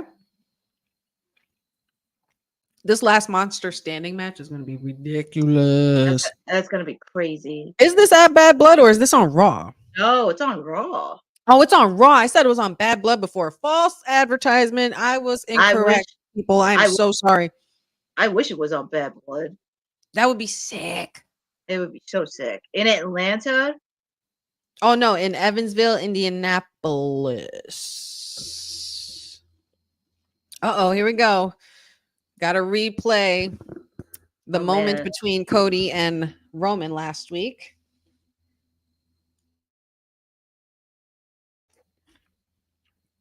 Oh, yeah. That was crazy.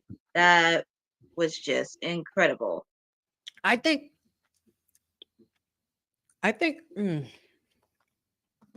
I'll have your back.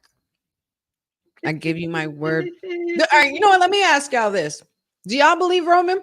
Do you think he'll have Cody's back? Let me know what you guys think in the chat. Courtney, what do you think? Well, you know the phrase, keep your friends close, but your enemies closer. That part. And the only reason I was going to say no, but then I changed my mind. I said yes, because they have one common enemy. Yes. And that is Solo and Jacob Fatu. Which I'm annoyed by, because anytime, and I was annoyed when Cody was feuding with AJ Styles, because I thought, oh, okay, they have a rivalry there. But then Solo wants to stick his nose in, he wants a title. I'm like, would you just go away and let AJ and Cody be? Like, you can't just fall to the front of the line and think that you just get a title opportunity when you went, correct me if I'm wrong, Bozo, but was it like 0-52 last year? He had like no wins and like 50 something losses. The only win that he had was on John Cena at Crown Jewel or something like that. Mm-hmm. And here comes Solo, but he is not Solo. He has his enforcer, Jacob Fatu. Let's acknowledge the Timu Tribal Chief. Let me see it. Let's acknowledge the Timu Tribal Chief. I need to see this emoji. Let's go. Everybody in the chat, acknowledge the Timu Tribal Chief. That's how how we address Solo right here. Thanks to our councilman. He came up with this. This was pretty funny. That's pretty funny. It was kind of funny. Come think about it, it is kind of funny. Yeah. Nia, Dad says Nia has a right to be upset. Tiffy screwed up and hit Nia and almost cashed in on her willingly. I might add, willingly. Almost. Nia should stay champ for a while to prove she is worthy to be back in the WWE. I mean, honestly, I think she's already proved that since last year, and that's why she got the crowning. So, yeah. Let's acknowledge him. Here he goes. He's putting the one up, so we got to put ours down. Put ours down. Down you go. I've said it before, and I'll say it again, and I probably sound like a broken record. I will acknowledge Jacob Fatu before I acknowledge Solo Sikoa.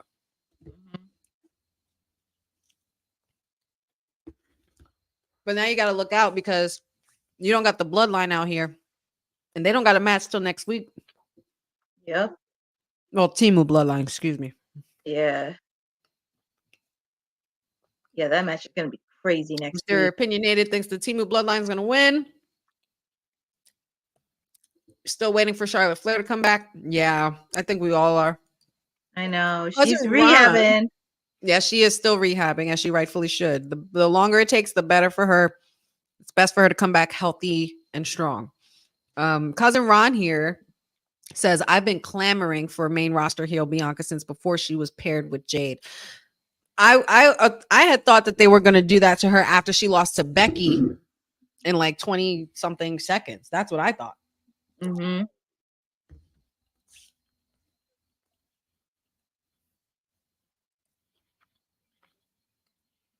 Solo looking like he's trying to control the course of this match. Mm-hmm. But there's going to be a point in time, Solo, where one day you're not going to be able to control Jacob. Correct. You've had Jacob face to face with Cody already, telling him to step up and come at him, and he didn't. Then you also had Jacob in the same cage with Roman. Can we just talk about what a moment that was? I don't think people realize, like, especially if you're an indie wrestling fan and you've been following Jacob Fatu's work for years. Mm-hmm. I can only imagine how crazy you guys popped at home as soon as that cage closed and they were standing there face to face. Because not for nothing, they're holding off on that for as long as it takes. Like, that was a very crazy tease. That was like having your favorite snack, like a small snack, like say if it was like your favorite bag of small chips and you ate that bag, it was so good and it was just done. You were like, damn, I should have got a bigger bag. I was like, no, I want more. Yep. That is what you did to us, y'all. And y'all ain't right. Y'all ain't right. They are teasing the hell out of that. Jacob Fatu is a menace. I know. He looks great. He does look great, but I was like, oh, he got a scary looking. When I first saw him on TV, I was like, he really is scary. Yeah. I mean, all of them are. They're all very menacing. They're all tough. Like, I wouldn't even want to be in the ring with them. Not And the even Samoans. when, Not the. I don't know. even when he faced off against DIY and Johnny put him like in a hold or whatever, and he just Yes. got Oh my quickly, God. and Yes. Johnny's face was just like Mm-hmm. he didn't know what to do. Yep.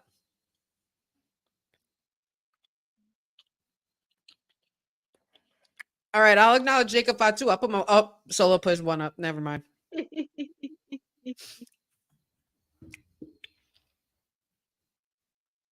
And then there's You know, I don't know. Corey. Oh. I'm sorry. No, it's okay. Yeah. No, I wasn't sure if you follow because Zilla Fatu, because there's a lot of buzz going on with Zilla Fatu. I don't know if it's true or not, but it's a possibility he may be going to AEW. Oh wow. It's a possibility. Not sure You're yet. the PR, you're the PR media expert. You would have the inside scoop, but y'all I, heard it here first. it's a possibility because at first he was supposed to wrestle on the Indies team, but he backed out, and now Randy, how many slams was that? He just keeps slamming Jacob Fatu into the table that didn't break, and then he just did it to Solo. Oh, Solo, I know you just hit your head in the back of the equipment right there. Woo! That couldn't have felt good. jeez, break the That could not have table. felt good. Randy is on fire right now, and the crowd is going crazy. I But thought so the- far, I they thought- seem to be in control of this match. I So thought far. the table would have broke easily. So far. But Corey Graves said something really interesting on commentary, which is why I love being able to do this, because I also have the earphones so I could hear what Corey is saying, so I could dissect. But Corey said something really interesting. He said that the only person that Solo SIKOA answers to is himself. Does anybody in the chat think that that's true? Because I don't think it is. And I'll tell you why in a minute. But first, I want to hear from my wrestling sister. Do you think that Solo is taking orders from himself, like, or taking it upon himself to go this route ever since he betrayed Roman and turned the bloodline into his own bloodline? What do you think? I want to say a little bit of a yes, only because if you saw like after WrestleMania, he was telling Paul that he has been in contact with Roman, but I don't know if that's true or not, if he was in communication, because we all saw what happened in SummerSlam. Roman was a little pissed. And also, it was really strange for Paul Heyman because it's like usually he's the guy. He's the guy that would be talking to Roman Reigns because that's his wise man and he should be the go-to person. So it did feel a little weird, but also really take him on himself where you took out Jimmy Uso, you took out Paul Heyman, and it's like you kind of went in this little domination where you want to rule SmackDown. Most specifically, you want to take the WWE title away from Cody Rhodes, which is that's why he had to get some of these reinforcements. So I feel like it's a little bit for himself and for his own personal use. Because sooner or later, Jacob Fatu is going to probably find out one way or another. And the Tonga brothers, I think they're going to find out one way or another. You acknowledge the true tribal chief. Or could it be possible that, because the one thing that we haven't seen, and you just mentioned the wise man, the one thing we haven't seen a part of this bloodline is their wise man. We have a tag team with titles. We have a tribal chief, Timu. We have an enforcer, a silent but deadly enforcer. But we don't have a wise man. I'm going to pose this question to you guys in the chat. And I know we've been talking about it for weeks and I'm still going to say it, but I want to know what you guys think. Is it possible that Solo could be taking orders from someone? Could it be possible? And that's someone, I will say, could be the final boss. However, his name is, look at the name. It is the final boss. Could it be possible that Solo SIKOA has a wise man in Dwayne "The Rock" Johnson? And if that were to happen, how dangerous would this bloodline then be? How much more dangerous would it be? The Rock with Jacob and Tama and Tongaloa? Like, can you imagine? I think that would be absolutely sick. But then I don't know if Dwayne would acknowledge Solo as a tribal chief.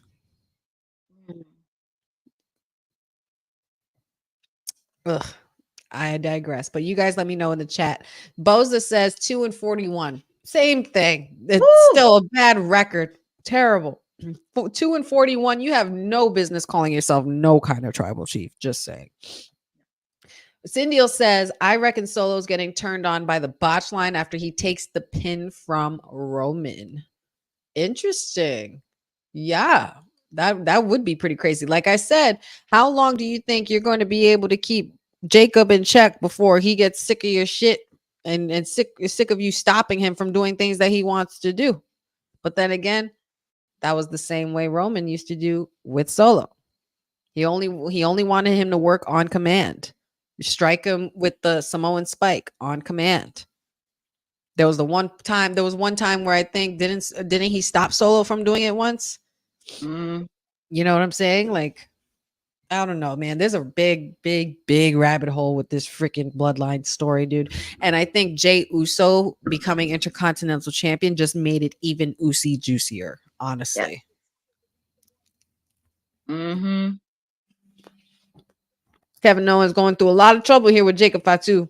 Not for nothing. If you're an indie wrestling fan, you're going crazy right now because you're looking at Jacob Fatu and Kevin Steen in the ring. Mm-hmm.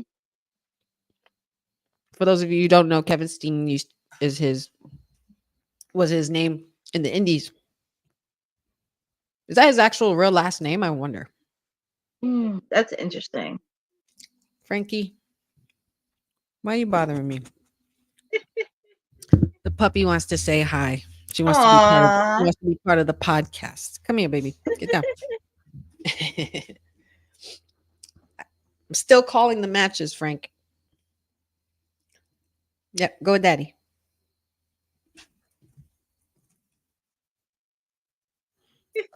There's a lot going on here outside the ring. Orton was trying to get Jacob off of Kevin, and oh boy, you're not the legal man, dude. You know the rules. You're a third generation superstar. Excuse me, second. No, third. I lied. Third. Third. Oh yeah, I saw the reaction from Randy. Boza says Bad Blood is at 6 p.m. because TKO doesn't want everything to run into UFC 307 at 10 p.m. on EST's PM Plus. Well, all right. Oh yeah, it is at 6 p.m. next That's Saturday. cool. That's crazy. 6 p.m. pay-per-view. So that means the pre-show is going to be what? 3? Something 4? like that.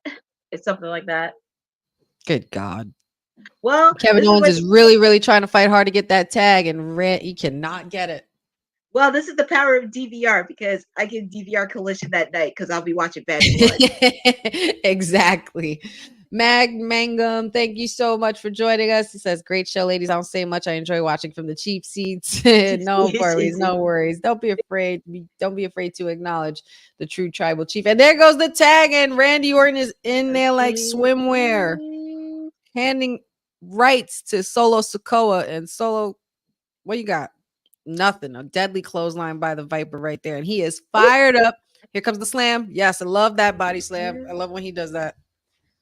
And I smell some vintage Orton action. Oh, shit. Watch out. Jacob Fatu. And he got him, too, with a body slam on Jacob Fatu. Well done, legend. Well done.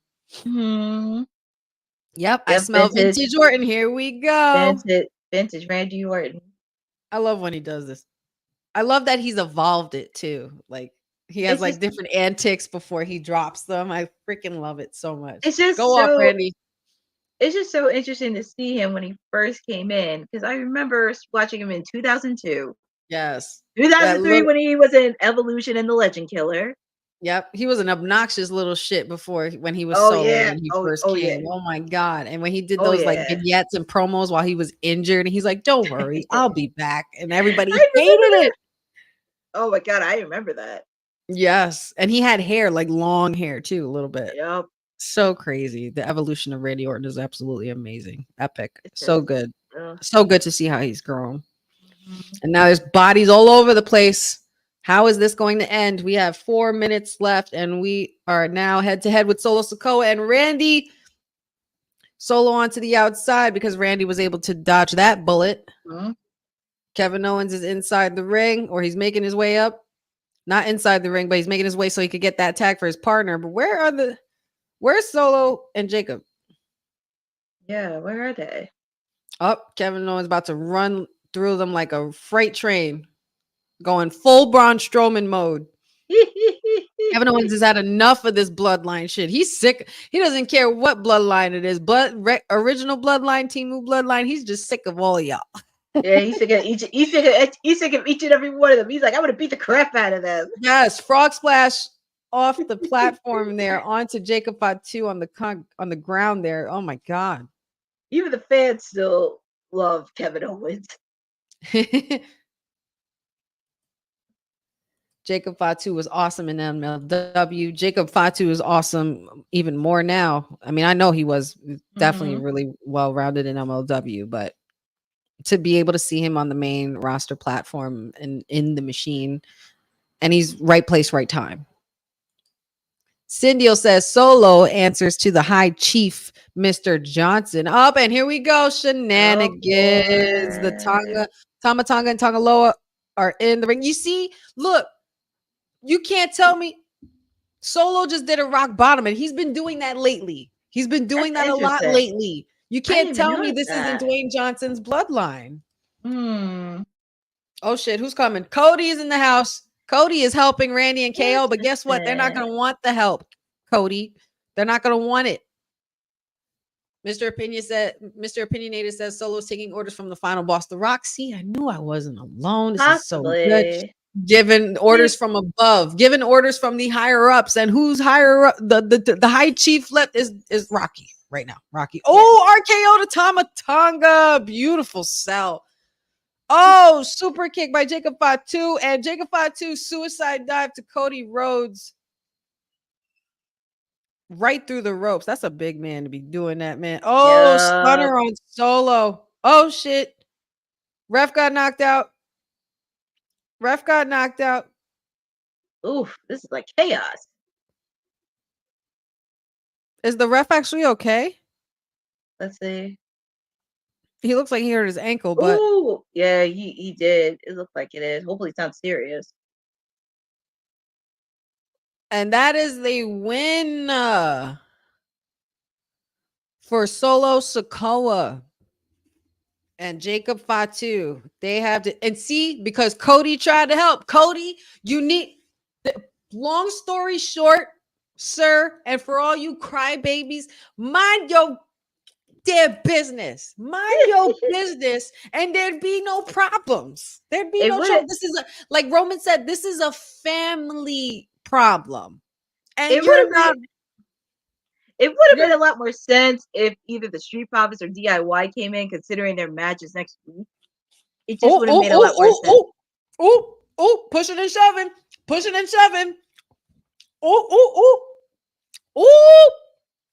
It's gonna be. You know what I think they might have done?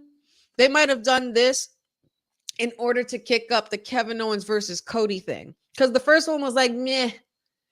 This would make it up the ante if he was to go at him again for the title.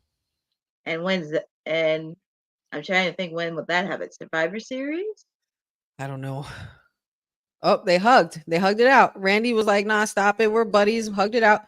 That was looking a little shaky there for a second. Oh yeah, Crown. Oh yeah, I'm looking at posted comment. Crown. Oh yeah, Crown Jewel right before Survivor Series.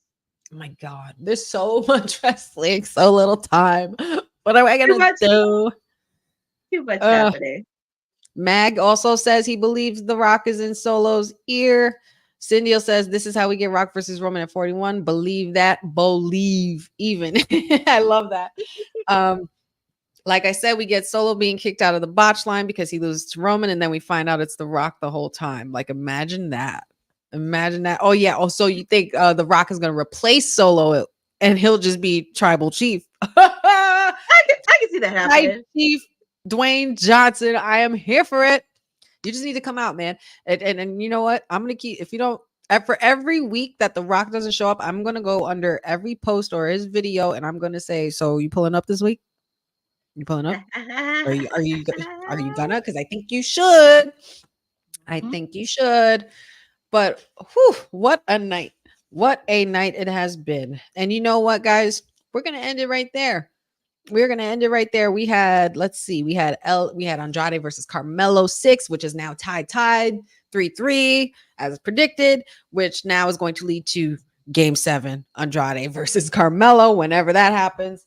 We know that there's going to be a triple threat ladder match next week between the Timu Bloodline versus DIY versus the Street Profits, which is going to be absolutely epic, and it's going to be with ladders involved. That's pretty crazy. Yep. Saw a little dissension in the ranks. Things are stirring up. You know what I mean? Things are looking like they're getting ready for war. You know what I'm saying?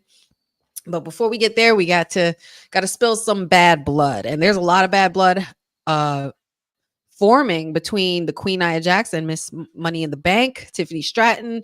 A lot going on there, a lot to unpack there, and then also you got Cody Rhodes, KO going at each other's throats toward the end of the match, but Randy seemed to have got them together. Hopefully that'll last. Not sure how long, but we'll see. And Piper Niven lost to Michin tonight as well, clean. And all thanks to Chelsea Green not minding her business. And Cody Rhodes couldn't even mind his damn business this evening. But you know what? That's fine. We'll take it. So yeah, that is the end of our Honey Night SmackDown watch along, and this was an amazing show. Thank you so much, guys, for joining us. Please don't go anywhere. Courtney and I are going to spend a couple of minutes doing a quick post-show review over everything that happened. Just a little more time, and then we have our Mr. McMahon watch along. God willing, hopefully everybody's in the right room and shows up to the right stream as well. Shout outs to the councilman. Yes. But I want to give a quick shout out to everybody in the chat. Bobby, Boza, let's see, Jordan Kirby, good to see you. Cindy, as always, a pleasure, my sis. Mag, cousin Ron, Mr. Opinionated, Bobby, Dad. Let's see, Javon. Who else? DJ Magic J. Pachu, always a pleasure. Love you. Brandon Stevens as well. You guys are amazing. You guys are always a fun crowd every Friday. Pyro, pleasure to make your acquaintance. I don't think we've met before, but it was great to have you with us. Thank you so much for your engagement. Dion from All Star Fandom as well. Appreciate you and all the support. You guys have a great weekend. Orlando Connor, I apologize. Yes, Orlando Connor, thank you as well for joining us. I hate missing people. Daniel Malcolm. I just want to be able to say everybody so everybody feels included. But yes, this was a very fun watch along, very, very fun filled and packed event. And we're going to do a quick review with Miss Courtney. And so just make sure you guys stay tuned. Don't go anywhere. And thank you so much for joining Honey Night SmackDown as part of Women's Wrestling Talk, the #1 women's network on the planet. And always remember to acknowledge your tribal chief. Thanks for joining WWT. Don't forget to like us on all social media platforms at WWTalkpod. Like and subscribe on all video and audio platforms like yesterday, my G. And check out our website at www.talkpod.com. Thanks for watching Women's Wrestling Talk, the #1 women's wrestling network on the planet.